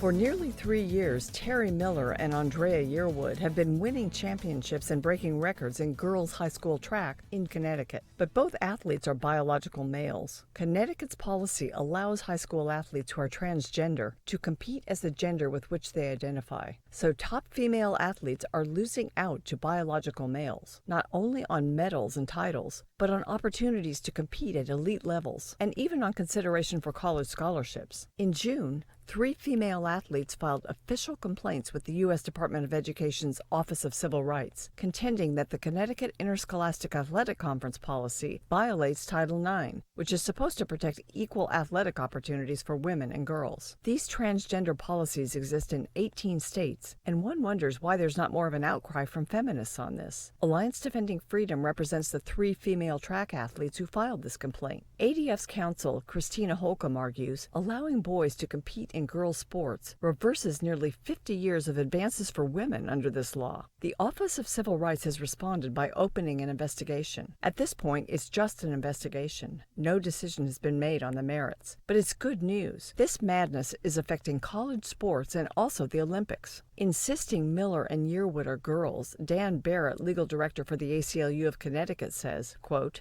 efforts to undermine Title IX by claiming it doesn't apply to a subset of girls will ultimately hurt all students. Selena Sewell, one of the girls filing a complaint, told TV host Tucker Carlson countless other female athletes in the state of Connecticut have been affected by this policy, including her entire indoor track team, who missed out on winning the state open championship because of the team the transgender athlete was on. Let's hope we'll see the return of a level playing field to women's sports. For Point of View, I'm Penna Dexter.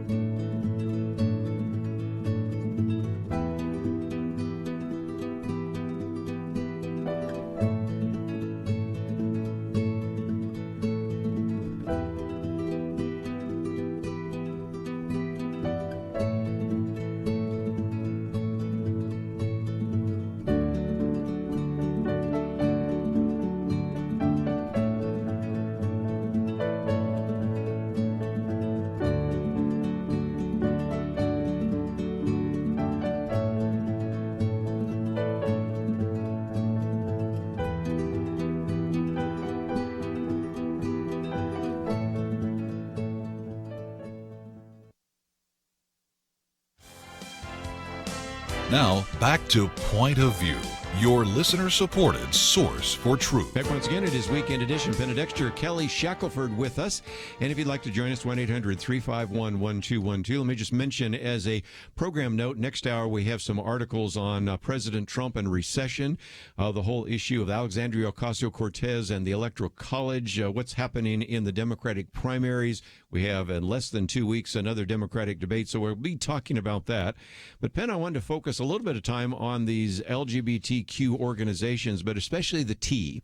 And having lived in Connecticut, I know you've had family in Connecticut. I've been paying attention to these two boys competing as girls in Connecticut. And as a result, coming in first and second place in the 100-meter and 200-meter dashes. And one of the things that Dennis Prager did in a column recently is he took us even to the Pacific Games, where there's a man identifying as a woman, took 2 gold medals, 1 silver medal. I mean, if you keep this going, eventually women's sports will be devastated. They will be devastated, and they were a wonderful accomplishment of the feminist movement. I mean, I don't agree with a lot of the things the feminist movement was advocating for, but women's sports has developed and grown, and it's been great. It's been wonderful. But, really, there's going to be, in a sense, no justification for it if these folks succeed in really changing the definition, I guess, of a woman under Title IX in sports. So the story is, and first of all, I've got to say, I'm always just so grateful to people who will stand up for what's right. And we've just talked about several of them in these wedding vendor cases.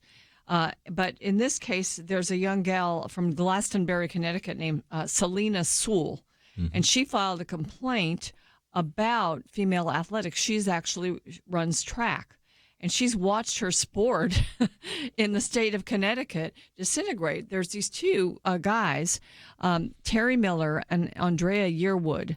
They've been running in girls track because they say they're girls. They've been breaking records. Obviously, they're going to break the records. They're guys. And, they're one of the arguments out there is that, well, if you start taking different kinds of hormones, you won't be like a boy. That's been proven false also in science, but we'll leave that aside for a moment.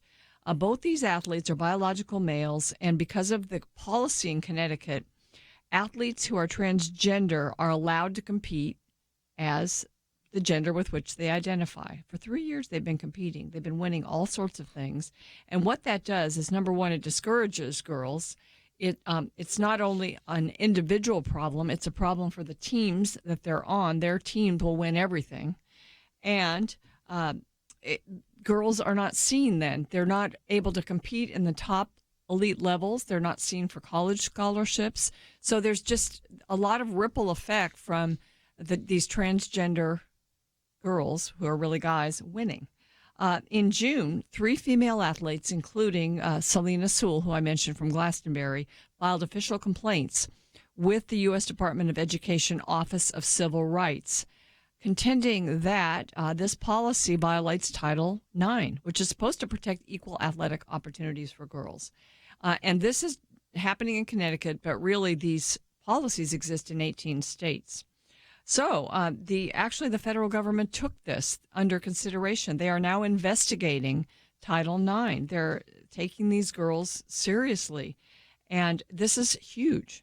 This is wonderful. And I don't know what you think the chances are, Kelly, but I'm glad to see that they're at least taking it seriously so that there may be a chance to, quote unquote, level the playing field again in women's sports. Yeah, I think it's important because, I mean, as we talked about, it would decimate women's athletics, and it's just so wrong. I saw an interview with this young lady, and she pointed out, she said, I've trained and worked at this basically my whole life to get to the point where I could get to the regional, get to the state, and to be knocked out because of 2 guys being allowed is just so wrong on so many levels of everything she's done. One of the things that really struck me, and it really made me almost ill, was these 2 individuals, these 2 guys, have set 20 state records. Those 20 state records were held by 20 different girls over the past. Mm-hmm. So you had these people that had gone to extraordinary lengths to set records in their state in all these different areas, and it showed how hard it was. It wasn't one person. It was 20 different people. That's how difficult it was. Well, you put boys in there, and they can set all 20 records, and it just defeats the whole purpose of these young women and the effort, the discipline, the years of sacrifice that's just thrown away because of political correctness in the state. And one of the girls that filed this was actually penalized by her own coach, because the coaches then are under this regime of, political correctness, and they have to abide by the definition of gender. And so they're punishing girls who are saying, wait, this isn't right. Everybody has to be quiet in this, and that's the problem. And so Selena and these other two girls have decided to be bold and brave and basically probably sacrifice a lot of their own reputations on their teams and whatever. I think eventually they'll be seen as heroes and heroines. And, it's going to be a fight, though. But I just think under the Trump administration now, we actually are seeing some sanity with regard to the definition of gender. And I hope that it quickly remedies the situation. I just want to bring this back. We've got the same theme that's kind of coming back in an undercurrent, but people don't notice it. This whole issue, if you care about this issue, it's going to go a certain way, in my opinion. And I don't care if you like Trump or not. The judges he's appointing are actually going to follow the law. They're not going to be PC. They're not going to be the evolving Constitution. They're not. So there is a major case at the Supreme Court right now that will be argued this fall. It is about how you define the word sex. Yes. It's in the Civil Rights Act of 1964. Yeah. So it was passed in 1964. Now, what do we really think in 1964 they meant by the word sex? Well, they didn't mean transgender. I think we can say that with certainty, can't we? Yeah, and so that's what. But here, you'd think it's certain. It'll be a 5-4 opinion. I know it will be. Okay? Just amazes me. 4 members of the court will want to get to the result they want to get to, and they won't. The 5 won't. It won't be that they're trying to get to a result. They're just saying this is what it meant in 1964. So the only reason why, people like these young ladies who are bringing this lawsuit have a chance is because there's a President Trump who appointed these judges. People need to understand this. And it's the same thing. All these wedding venue, vendor cases and the ability of people to run their business according to their faith. I think, like our sweet cakes case, I truly believe we're going to win all these cases. I think we saw that today with Telescope Media. I think it's going to continue to happen, but it would not have happened absent these excellent appointments of judges who are judges. Yeah, things were going the wrong way. They would have gone the other way. For sure. And you saw that in the last administration. That's what's at stake with appointing good judges who are simply going to follow the law. They're going to say, again, who knows? They could surprise me. The Supreme Court is going to say in these cases, they're going to say sex means male, female, period. If you want to add categories, that is your job, not our job on the court. Right. So you got to go through the legislative process. Yeah. Right, exactly. Right. So that's the way it should be. But we need to understand why these victories are now occurring that we're talking about today, and that I think we're going to see more in the future. Well, again, Penn and Dexter's commentaries on our website, and you can sign up to receive it. And I would encourage you to print it out, pass it out to others, and we have a lot more to cover. We will do that right after this. Why should you become a partner with Point of View Radio? Because for decades, this team has made a significant difference in lives and communities across the nation. Because America is dying for lack of biblical wisdom about life and culture. You should give because your gift will make possible cutting-edge information on issues that matter, information you won't hear anywhere else. Why? Because your gift will change lives, because you'll influence our culture with biblical truth, and because you can make a difference for the future. Our nation needs a truth team very badly. Support Point of View Radio today at pointofview.net. Click on Join the Truth Team and choose your level of support. Pointofview.net or call 800-347-5151. 800-347-5151. or mail that first donation to Point of View, Box 30, Dallas, Texas 75221. Box 30, Dallas 75221. Point of View will continue after this.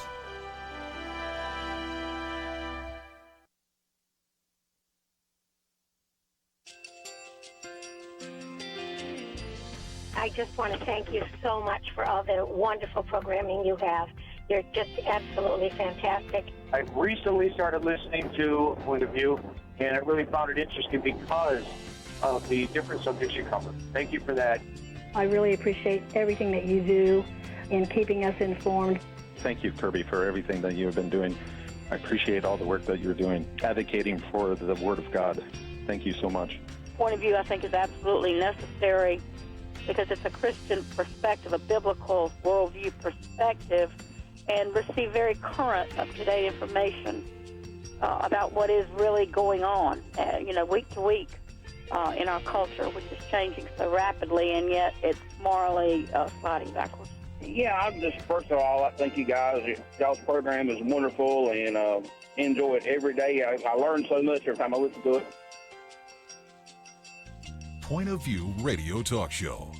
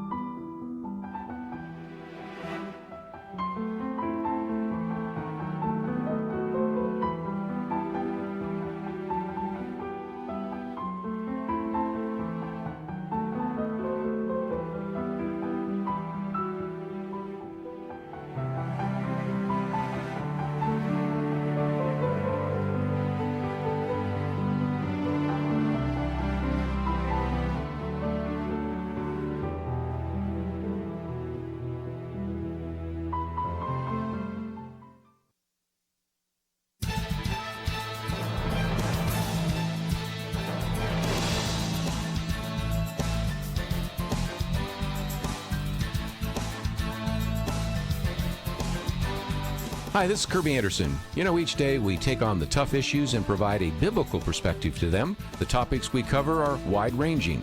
Apologetics, theology, prophecy, creation and evolution, intelligent design, marriage, family, child-rearing, the millennial generation, trends in society, politics, economics, business, religious liberty, the Constitution, public policy, foreign policy, military policy, tensions in the Middle East, abortion, homosexuality, pornography, sexual ethics, media, technology, history, and America's godly heritage. We talk about anything that affects your faith, your family, or your freedom. So don't go anywhere, because Point of View continues right now.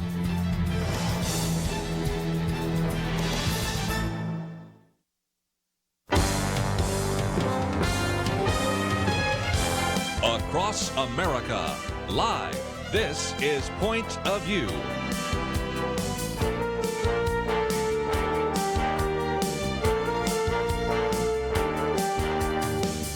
And now, Kirby Anderson. Back once again, it is our weekend edition. Pen and Extra Kelly Shackelford with us. One of our articles, which we'll get to in just a minute, third article, what could sink Trump's chances in 2020? And that's going to get us into some of the conversation about the campaign. Also one about the Electoral College. That's our fourth article, and we have some others. But as we look at that, Kelly, we also come back to recognize that this president, certainly the next president, is going to be able to appoint a few more people to the Supreme Court.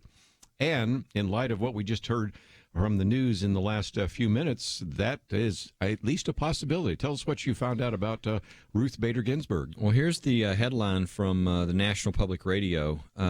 Justice Ruth Bader Ginsburg underwent another round of cancer treatment this summer.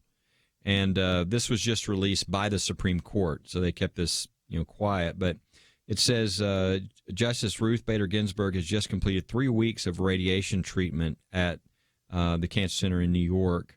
The radiation therapy conducted on an outpatient basis began August 5th, shortly after a localized cancerous tumor was discovered on Ginsburg's pancreas. The treatment included the insertion of a stent in her bile duct, according to the statement issued by the court. So, as we all know, I think pancreatic cancer is very serious.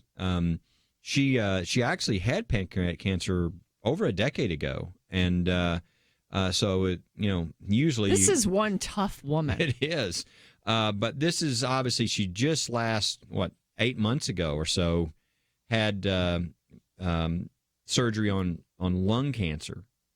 There were 2 different growths in her lung, and now it showed up in her pancreas. So. They're not, obviously, they're only going to tell us what they want to tell us, so nobody's going to really know. But this is obviously definitely could throw a curveball into things. And obviously, we need to pray for Justice Ginsburg, not only her health, her salvation, everything else on these channels. But that's news that was not expected and was just released nationally. And again, there'll be some people doing a lot of speculation. We won't be those, but it is kind of intriguing to say. No, but I think we do speculate on whoever steps down from the court in the next presidential term. It's going to there will be someone that does. I mean, it's just we've got enough older justices. So and Stephen Breyer's pretty old, too. So yes. You start thinking that through. It gets us back to this whole issue of the campaign. Kelly, you've already been talking about what has already been accomplished by Donald Trump if he is reelected. Or even if he were to step down someday and you were even have the vice president become the president, still somebody with that kind of mindset is going to put these kinds of justices in the court. I think now we'll spend some time talking about who the Democratic nominee would be, but I think we would definitely say they wouldn't be the Neil Gorsuch, Brett Kavanaugh type of people, would they? No, we I think it's pretty well known who the next nominee will be to the Supreme Court. The president has said so. I mean, and it was kind of known even before he said it publicly, which is Amy Coney Barrett. And she was a law professor at Notre Dame, is Catholic, a very strong Catholic and conservative, and in fact was attacked in her confirmation hearing by Senator Feinstein and Durbin. I think one of the quotes was I'm concerned because, quote, your dogma lives loudly within you. In other words, she really believes her faith. And anyway, it was pretty incredible. and the backlash is pretty quick onto these senators for attacking her because of her faith. She's really strong, very conservative. Most people thought she was more conservative than Kavanaugh, but at the time, the U.S. Senate was 51-49, and Flake was one of the 51. And and then you had Collins or Murkowski. So to pick somebody, who's pro-life and Catholic and conservative and all that would have been a risk for the president to get her through. So that's why most people thought he picked Kavanaugh next. And but she will be the next one, and Amy Coney Barrett, and she's written a law review article that I think it was in the 1990s in the Texas Law Review, where she essentially says the concept of stare decisis, which is sort of following precedent, should really have no place in cases that involve, the way I can put this, cases that involve the Constitution, but no reference, these past cases have no reference to the language of the Constitution. So if they're kind of based on, not the words, but sort of creating things, they really should give, the precedent should be no impact. You mean like creating rights to abortion or to gay marriage, things like that? So let me just say that will probably be an interesting confirmation hearing, and she will be a big, if a seat opens up from somebody, she'll be a big change, and you've already got a 5-4. That'll make it a 6-3, and if that happens, I think what you'll see is things moving much more quickly. They're already moving back to a different approach than the 1960s and 70s, where these judges and justices were making things up and creating new things in the Constitution.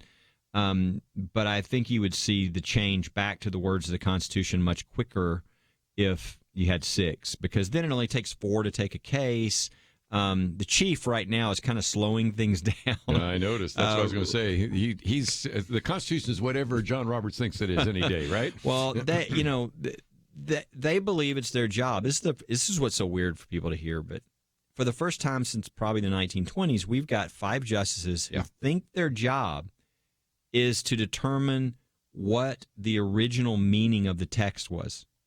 I mean, isn't that crazy that we're saying this? But I know it is. It's the first time. It's true. Instead of, well, what's society like? What do they need? What do we need to create here? They're like, no, that's not our job. Our job is, what is the original meaning of the text, whether it's the Constitution or a statute?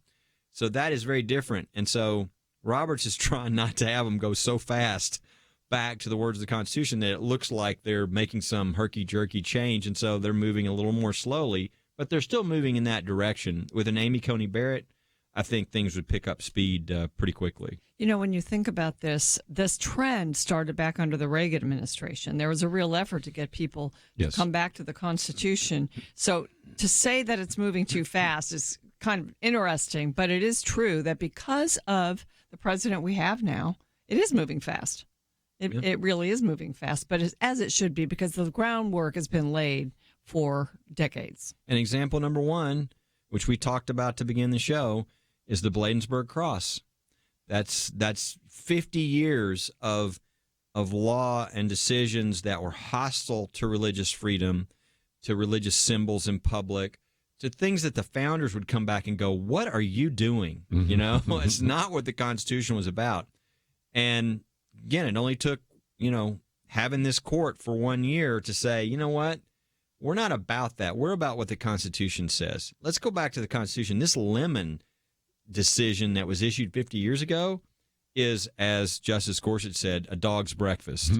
And common things like that were said about it by other justices, and they said, we're not following this. This is nonsense. This is not being judging. This is things that are made up. And so we see a huge change from government hostility to religion to religious freedom already, and we're going to start seeing that really in that, not only that areas, but lots of areas across the board, I think. We'll take a break. We have a lot more to cover. We'll do that right after this.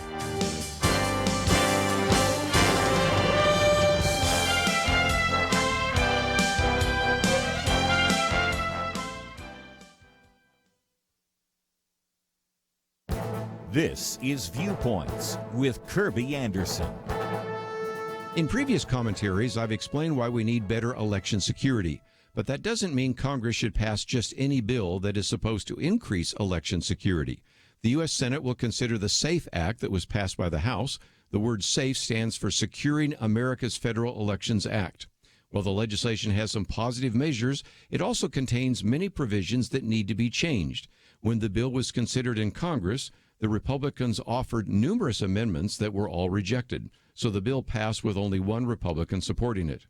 For example, the bill requires that all paper ballots shall be printed in the United States on recycled paper manufactured in the United States.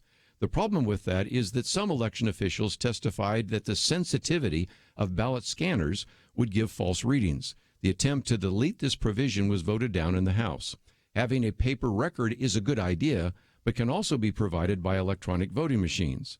The bill allocates $600 million in the first year to help states upgrade their voting systems. Some members of Congress feared states would see this as free money and wait to upgrade their voting systems. One amendment would have required a 25% funding match from states. That was also voted down in the House. Another amendment was to ban ballot harvesting, which is when a third-party canvasser goes around collecting absentee ballots. As I've mentioned in previous commentaries, this procedure has already been misused. North Carolina threw out one House election because the procedure was abused. America needs to do more to make our elections secure, but passing the SAFE Act without some common sense amendments is not the way to do so. I'm Kirby Anderson, and that's my point of view. From Affirm Films and the Kendrick Brothers, Overcomer, starring Alex Kendrick and Priscilla Shire, rated PG, now playing in theaters. Overcomermovie.com.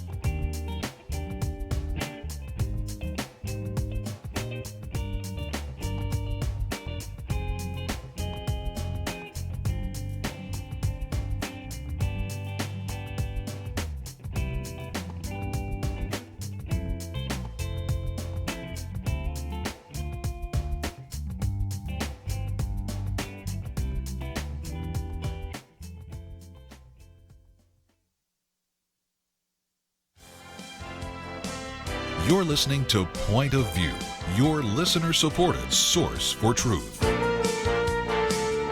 once again, and we're talking about a couple of really important issues. One of those I just thought I would mention. We're kind of looking at this as we were at a break here. 10 different Democrat candidates have actually met the thresholds, and the threshold, Penna, as we've talked about here, are two different issues. Number one, they have to do with the fact that they have had enough fundraising, and then number two, they have at least on a couple of different polls qualified. So we have 10 that are available and could actually have qualified for September 12th and 13th. Got a few other possibilities, but I think we're really down to our 10. And it'll be interesting to see if they decide to divide them 5 and 5. But September 12th is not that far away. And here we're going to be hearing from some of the Democrats. You just read me the list. I'll go through it quickly. Biden, Booker, Buttigieg, Castro, Harris, Klobuchar, O'Rourke, Sanders, Warren, and Yang. It's going to be interesting. I mean, I have been frustrated at the debates, and I think everyone has, because of the shortness required of the answers, even for liberals spouting their liberal ideas. You know, I've wanted to see it unpacked a little bit more, and we're going to get a little bit more of that with a smaller group up there. This is one of those times, and this really happens in every election, that people peak and then they fall.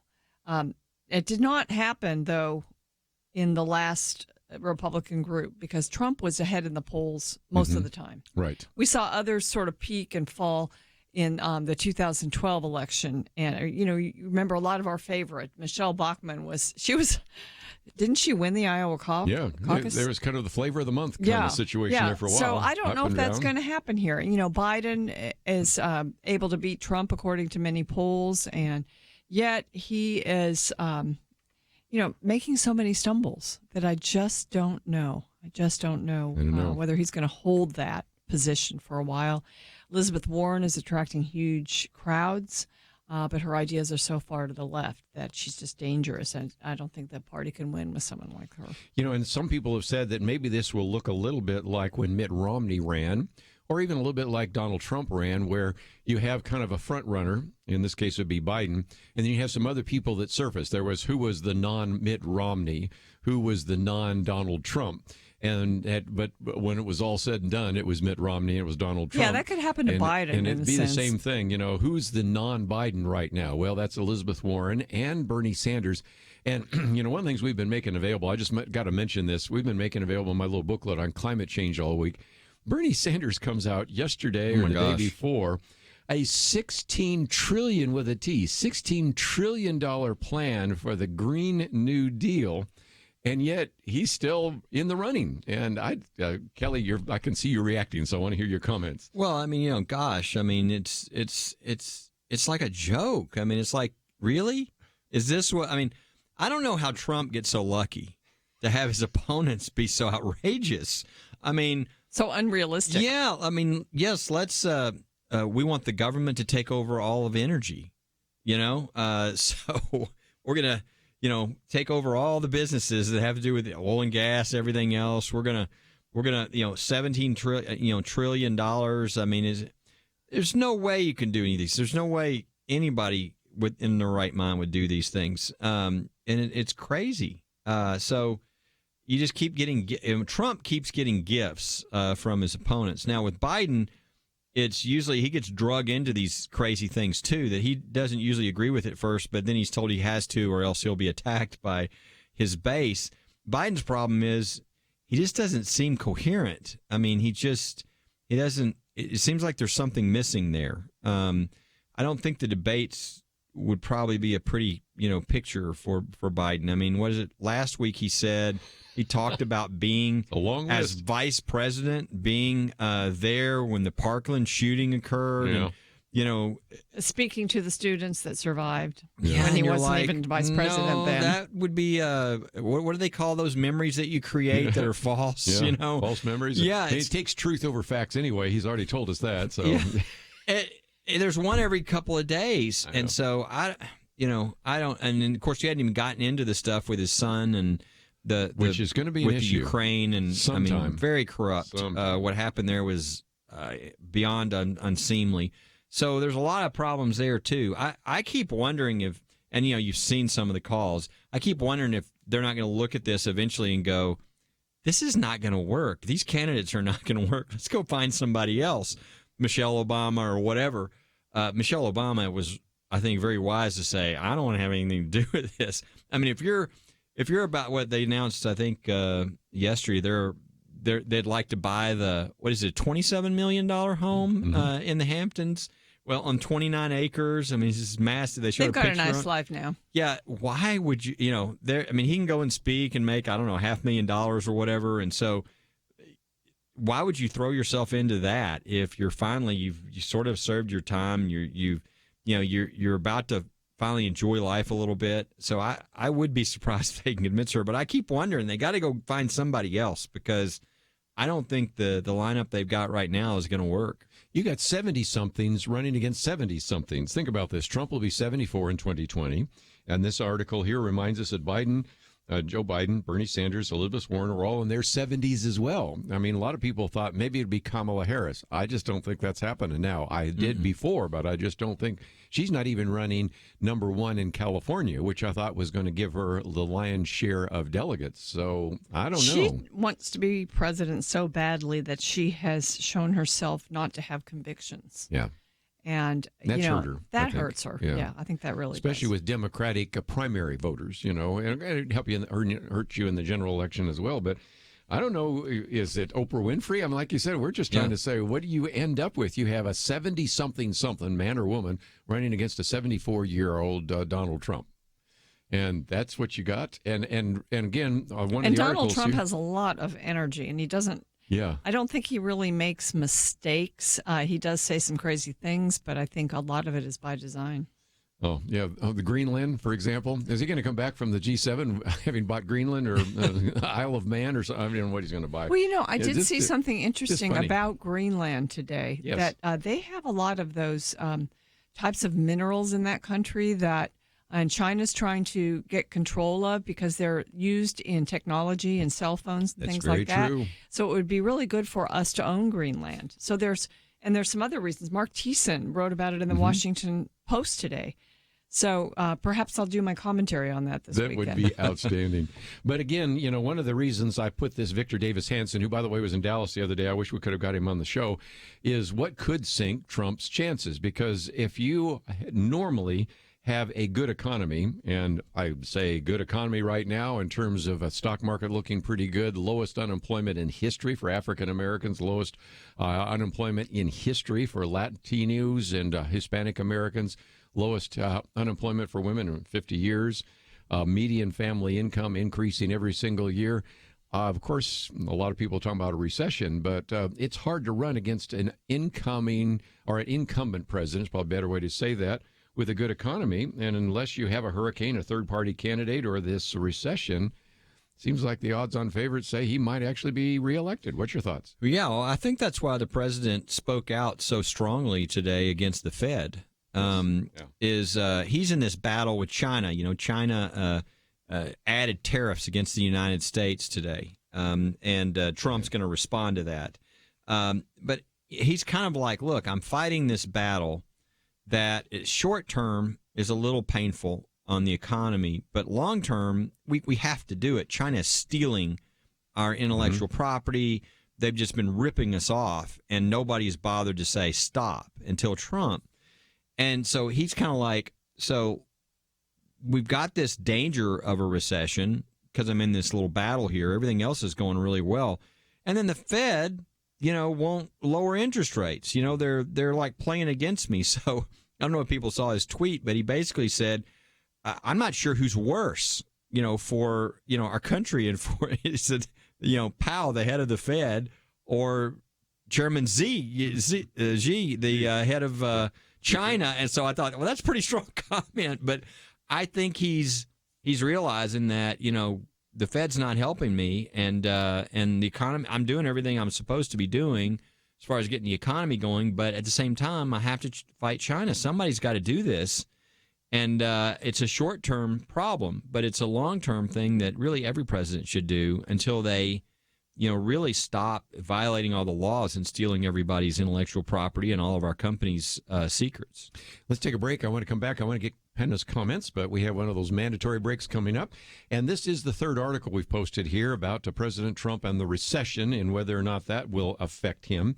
And before we're done here, the fourth article is about the Electoral College, as well as there was a ruling here about the so-called faithless elector. And so we're going to get into the Electoral College a little bit later, give you kind of an understanding of what that is, but how that might affect the presidential election. And all that's coming up right after these important messages.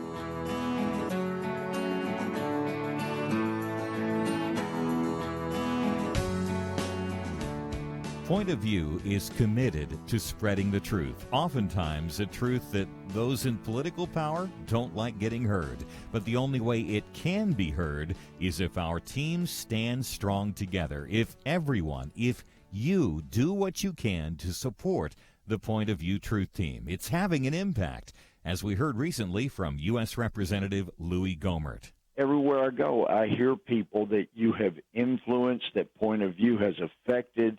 You have made such a difference, and you rely on people to contribute, and if they don't contribute, then that truth does not get heard. Help Point of View make a difference. Pray and consider what level is right for you. $30, $65, $100 a month, or even more. Please do what you can. 1-800-347-5151, or visit online, pointofview.net. Look near the top right for the link that says Become a Monthly Partner. Join the Truth Team, 800-347-5151, and pointofview.net. Point of View will continue after this.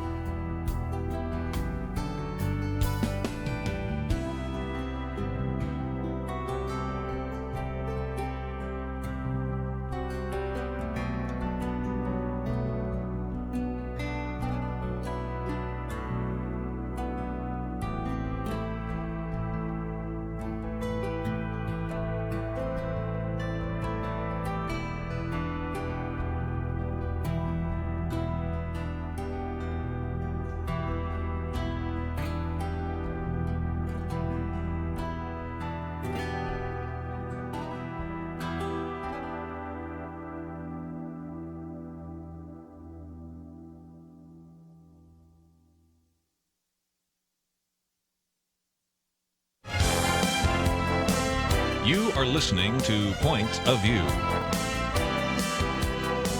The opinions expressed on Point of View do not necessarily reflect the views of the management or staff of this station. And now, here again is Kirby Anderson. Final half hour, if you'd like to join our conversation, 1-800-351-1212. Pen and Dexter, Kelly Shackelford. And Kelly, just a minute ago, mentioned Donald Trump's tweets. I don't read too many of them on the air, but I got to read these. First of all, he says, as usual, the Fed did nothing. It is incredible that they can speak without knowing or asking what I'm doing, which will be announced shortly. We have a very strong dollar and a very weak Fed. I will work brilliantly with both, and the U.S. will do great. So then he follows up with, my only question is, who is our bigger enemy, Jay Powell or Chairman Xi? That's pretty Which, when you're comparing the chairman of the Federal Reserve to the dictator of China, Bold. There was the other day somebody was saying something. Trump is sending subliminal messages. Of going, I don't think he does anything in a subliminal way. You know where you stand with him, whether you like it or not. And there's a lot of things about his tweets we don't like, but you know where he stands on that issue, don't you, Penna? Well, this was a speech, but they're making fun of him for saying he was chosen. Oh, there we go. To deal with China, that he was the one chosen. And, I'm looking at that and chosen by God. We all know that our leaders are chosen by God and given to us by the Lord. Nobody would ascend to power without God allowing that to happen. But also, when I look at, he says, I am the chosen one. I'm taking on China. I'm taking on China on trade. I was put here by people to do a great job. And, people in this country elected Donald Trump. And one of the reasons they did was because of this. And he's actually doing what he does so well, keeping a campaign promise. And it's hurting right now. We are feeling pain. This good economy, yes, but there are bumps because we are having to deal with China and just kind of make some hard choices here and take criticism and take the arrows. And this is probably the only president that in recent memory that could do that, and he's doing it. Yeah, Wall Street Journal says, if you really want to stimulate the economy, get rid of these tariffs. But, he's willing to stick it out. And Stephen Moore, who's been on this program with us before and, of course, has a good relationship with Dr. Merrill Matthews and others, says, look, I don't like the tariffs, but I know what he's trying to do, and that is trying to bring about a level of victory that is very difficult to achieve because a dictator in North Korea, in China, wherever it might be, they can just keep the if you will, the screws on, or they can keep the clamps on, whatever illustration you want to use, and not have to worry about re-election. It's a little tougher for a president, and this president has not shown any desire to pull off yet, and so maybe that will bring them to the bargaining table. We certainly hope so, because otherwise the amount of money and intellectual property, Kelly, that has been stolen by the Chinese is immense. It is. Most people don't even realize that. And that's one of the things, our cycle is all about criticizing and opposite sides and everything. But, the media thinks, one thing we can get Trump on is these tariffs. They're hurting the economy. They're hurting people.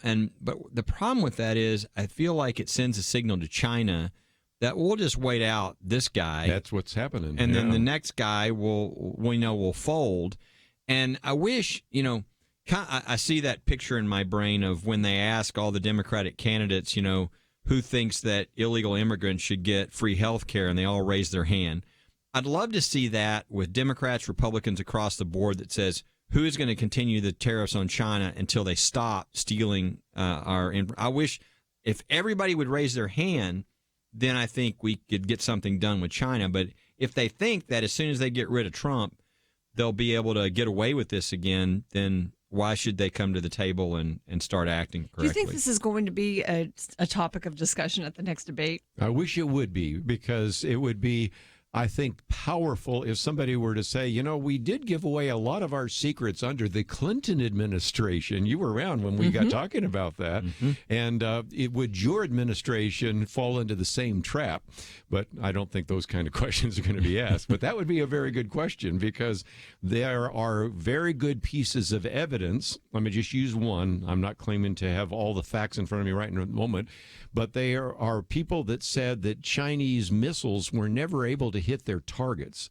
until there was some evidence that they had stolen some of those secrets, or frankly, some of it might have been given away for all we know. We give some during away the just 1990s. in our agreements. We give and away now information. they can put a missile through a window in Chicago. So is it possible that in some respects we have been funding our enemies either intentionally or accidentally? And Donald Trump says, we're not just going to let this happen anymore. No more currency manipulation, no more stealing of electronic and intellectual property, and no longer playing us against each other. So we'll see how long it lasts, but he's in for the long haul, it looks like. And it's one of the things that none of us, at least not me, but I think pretty much none of us ever really focused on or talked about, that he has a unique set of knowledge and expertise. He actually is the first president who's like, we're being ripped off by these deals, and started looking at that. I mean, nobody's talked about that before. We've just kind of let it happen. And, the people who suffer, of course, are, people who are trying to run their businesses and have their stuff stolen. And then China's now, we've heard, I don't know if you've heard the stories. I've heard lots of stories of China, for instance, even going into business with U.S. businesses in order to, investing heavily, et cetera, in order to steal all their stuff and then put them out of business. Mm-hmm. And we've just never had anybody that had the sophistication on the level of currency manipulation, trade deals, and that we've had like we do now. And I can't think of anybody else in the race, that has those kinds of understandings either. So I think it took somebody who kind of was like, well, this is obvious. We're being ripped off. They're stealing from us, in order for some president to actually do something about it.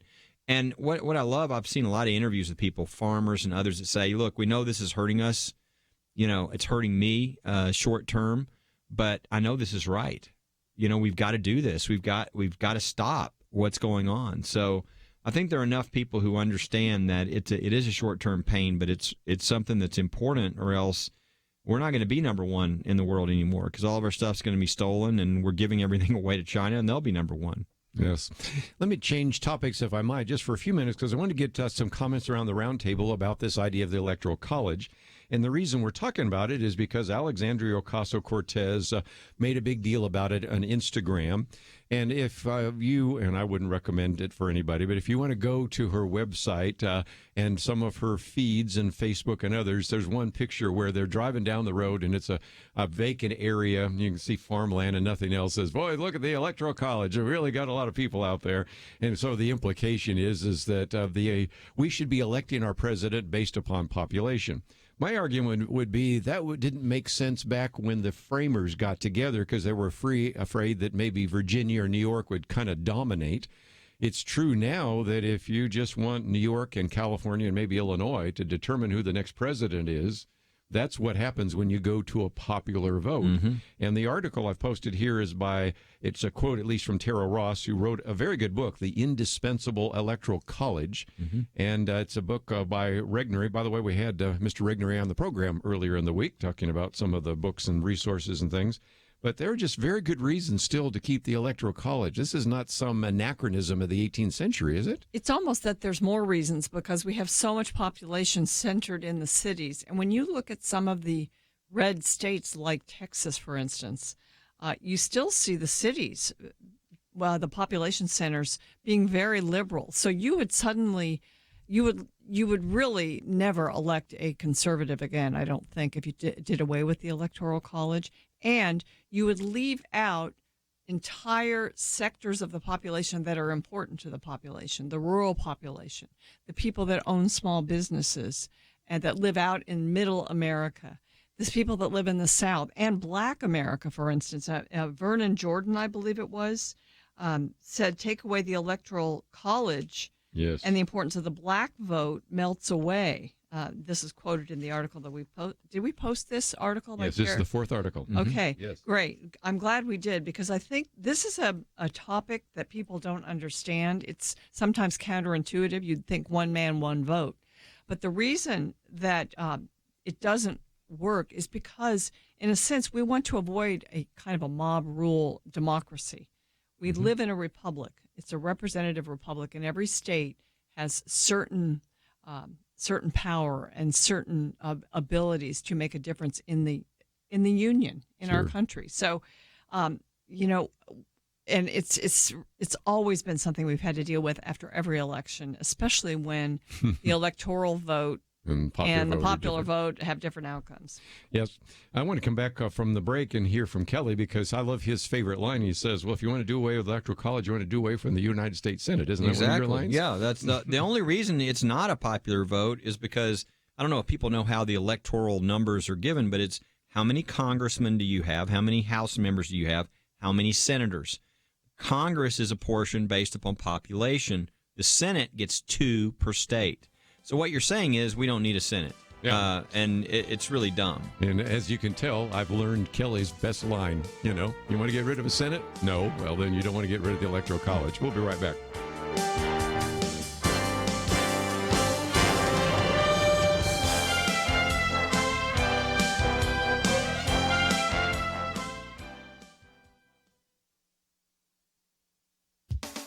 For nearly 3 years, Terry Miller and Andrea Yearwood have been winning championships and breaking records in girls' high school track in Connecticut. But both athletes are biological males. Connecticut's policy allows high school athletes who are transgender to compete as the gender with which they identify. So top female athletes are losing out to biological males, not only on medals and titles, but on opportunities to compete at elite levels, and even on consideration for college scholarships. In June, 3 female athletes filed official complaints with the U.S. Department of Education's Office of Civil Rights, contending that the Connecticut Interscholastic Athletic Conference policy violates Title IX, which is supposed to protect equal athletic opportunities for women and girls. These transgender policies exist in 18 states, and one wonders why there's not more of an outcry from feminists on this. Alliance Defending Freedom represents the 3 female track athletes who filed this complaint. ADF's counsel, Christina Holcomb, argues allowing boys to compete in girls' sports reverses nearly 50 years of advances for women under this law. The Office of Civil Rights has responded by opening an investigation. At this point, it's just an investigation. No decision has been made on the merits. But it's good news. This madness is affecting college sports and also the Olympics. Insisting Miller and Yearwood are girls, Dan Barrett, legal director for the ACLU of Connecticut, says, quote, efforts to undermine Title IX by claiming it doesn't apply to a subset of girls will ultimately hurt all students. Selena Sewell, one of the girls filing a complaint, told TV host Tucker Carlson countless other female athletes in the state of Connecticut have been affected by this policy, including her entire indoor track team, who missed out on winning the state open championship because of the team the transgender athlete was on. Let's hope we'll see the return of a level playing field to women's sports. For Point of View, I'm Penna Dexter.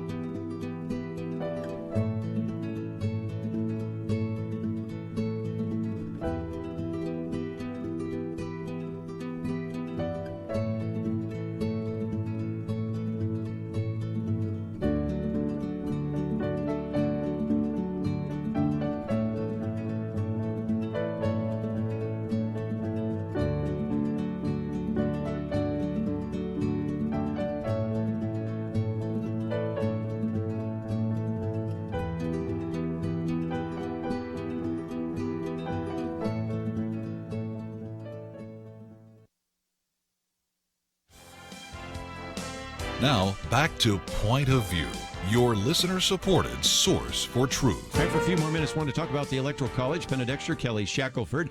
The 4th article here is by Timothy Meads, and it also has some good quotes, interestingly enough, from Tara Ross, who is the author of the book, The Indispensable Electoral College, kind of responding to Alexandria Ocasio-Cortez. But as Penna pointed out just a minute ago, you even have people like Vernon Jordan that said, you get rid of the Electoral College, then the black vote means virtually nothing.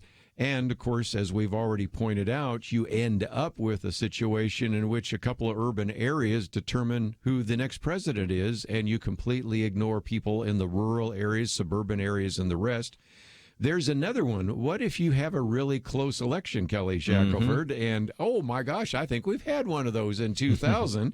All you had to do there was do a recount in the state of Florida. What if you have to do a recount for all 50 states? Which is what you would have to do if it wasn't the Electoral College. If it was a popular vote, not only do you have to redo everything, the fraud possibilities just explode, because now you can affect the whole election no matter where you are with your fraud. Whereas, that doesn't work that way because everything is isolated into these, different states. So it really is an attack upon the whole idea of having states. The whole idea of, for instance, I already heard, somebody was asking AOC or some of these people, they were saying, so you don't think you should come to Iowa anymore? Because if it was a popular vote, nobody would be going to Iowa. None of the campaigns would be going to Iowa. They wouldn't be going to any of the flyover country, all the other states. They would be going to, Los Angeles, New York. They'd go into the major cities and harvesting all the votes there. It'd be a horrible thing for the country. And what's amazing, again, is how bright our founders were, how thoughtful they were. You look at the Federalist Papers and the way they thought through everything. They did not want Philadelphia and New York to dominate the country. So that's part of why they did this system and then why they did the electoral vote. And they could not have foreseen the media markets and the huge sort of centralization of where our national media comes from. And that would play into this too. But there's another sort of monkey wrench that's being thrown into this, Kirby. And I didn't know about this until you sent out this news that a court ruling actually has said that that the electors could actually have some sort of independence from how their state voted. And we've talked about the faithless elector before, and we've kind of bantied back and forth whether or not that person would be kicked out if they voted against their state. And this court ruling says no, an elector is independent and they have the right to vote for whoever they want to vote for. And it does seem to me that that's kind of the way the Constitution was established. There's some times in the past where they depended upon this because they had multiple votes. You think of the election in 1800 and a couple of other times where they voted more than once instead of it was a foregone conclusion. Then you have even more recently, I know that George Wallace, for example, got electoral vote because somebody did not, quote, keep the commitment of that state. So this is something right now that isn't a big deal, but what if you come with a really close election, Kelly Shackelford, where the vote of one elector could make the difference? And at a time right now when we have the National Popular Sovereignty Project, where you have almost 11 different states that say we may get to a point where then those electors are supposed to vote according to the popular vote, not the electoral vote. So this is going to get more complex in the future, isn't it? I think it's very dangerous because what you're going to have happen is people are going to run to be elector and they're going to lie. Yes. And that's really kind of creepy. That's something the founders never thought about. But if you look at the Constitution, it specifically says that the states get to pick their electors, but once they're picked, they don't have any control over them. Could be independent. Yeah.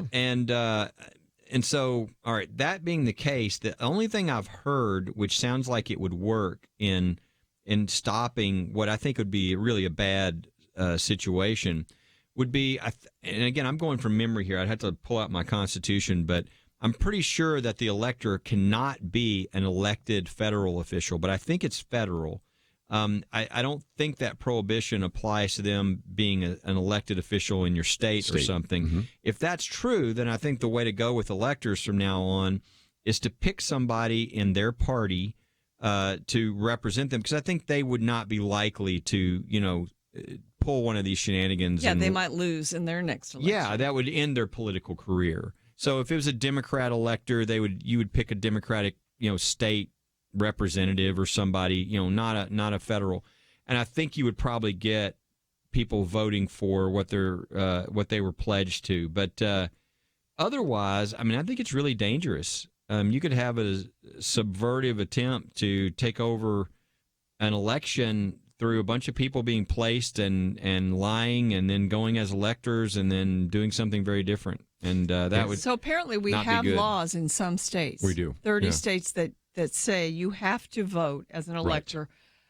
But this article that But that they we've won't. got They here, can't they enforce say, it. Yeah, they're weak. Yeah. You can't. The point of this decision is you can't enforce that. In this case, they removed them as an elector because they were going to vote differently.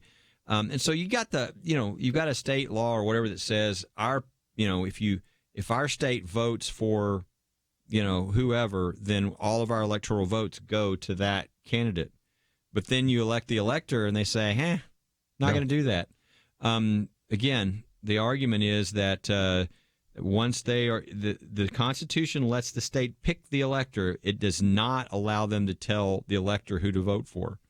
And and in fact, the founders had statements about they wanted the electors to have independence. Mm-hmm. So that's the danger there now, and it's Pretty scary in our divided. Yeah. You've got to watch this here. in the future, and I think states are going to have to really think about. And I'm thinking about we all are in the same state, and we go to those conventions. And in the past, we picked an elector. It was kind of like a nice thing for somebody to go do, make a trip and cast the vote. We trust them. Wholly different now.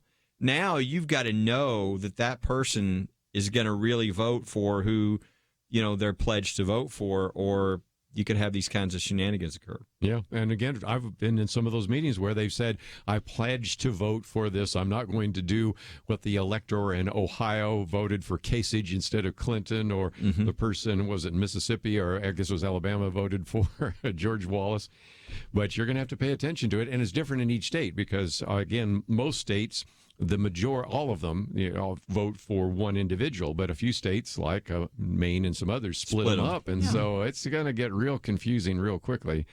And most people don't even think about the fact that when they vote in November, they're really voting for those electors who then gather in December and cast that vote. So just one more issue that we put on the table, and I just thought you would appreciate those conversations.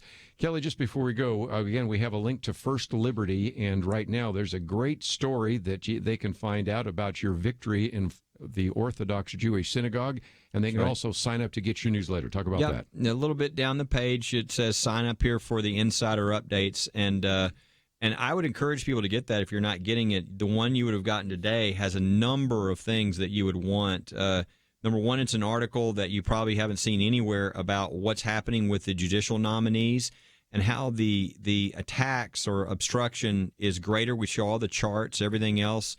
And it talks about the fact that next week is the big American Legion National Conference and how you can watch it live and just different things like that are updating people about big cases and big things that are going to happen. They can just go to firstliberty.org. Well, again, going to have a busy week next week, and you'll be sitting in this chair, right, Penna? A couple of days I'll be in hosting. Yeah, Nick Pitts. Looking forward to it. Penna Dexter, I'll see you back on Thursday because I'm going to be up there in Alaska for a few days. And then we'll come back, and I'm heading off to Minnesota. So we got a lot of things happening, but first of all, I want to encourage you to have a great weekend. I want to thank Andrew and Steve for their help behind the scenes. Have a good weekend, and I know you'll be looking forward to next week right here on Point of View. Is religious freedom still a cornerstone of the Republic, or has it effectively been crushed by the forces of tolerance? America needs Christians to be informed and as unified as possible, applying God's wisdom to civic life. Point of View can be a key part of a successful mission. I believe in America. I believe God wants His best for us. We can face whatever the world throws at us as long as we stand together. If you have not signed on, please do it now. Support Point of View Radio today at pointofview.net. Set up your monthly gift by clicking the Truth Team 360 picture and then carefully follow the directions. Pointofview.net. By phone, you can give at 1-800-347-5151. 800-347-5151. Or mail that first donation to Point of View, Box 30, Dallas, Texas 75221. Box 30, Dallas 75221. Or call us 800-347-5151. Point of View is produced by Point of View Ministries.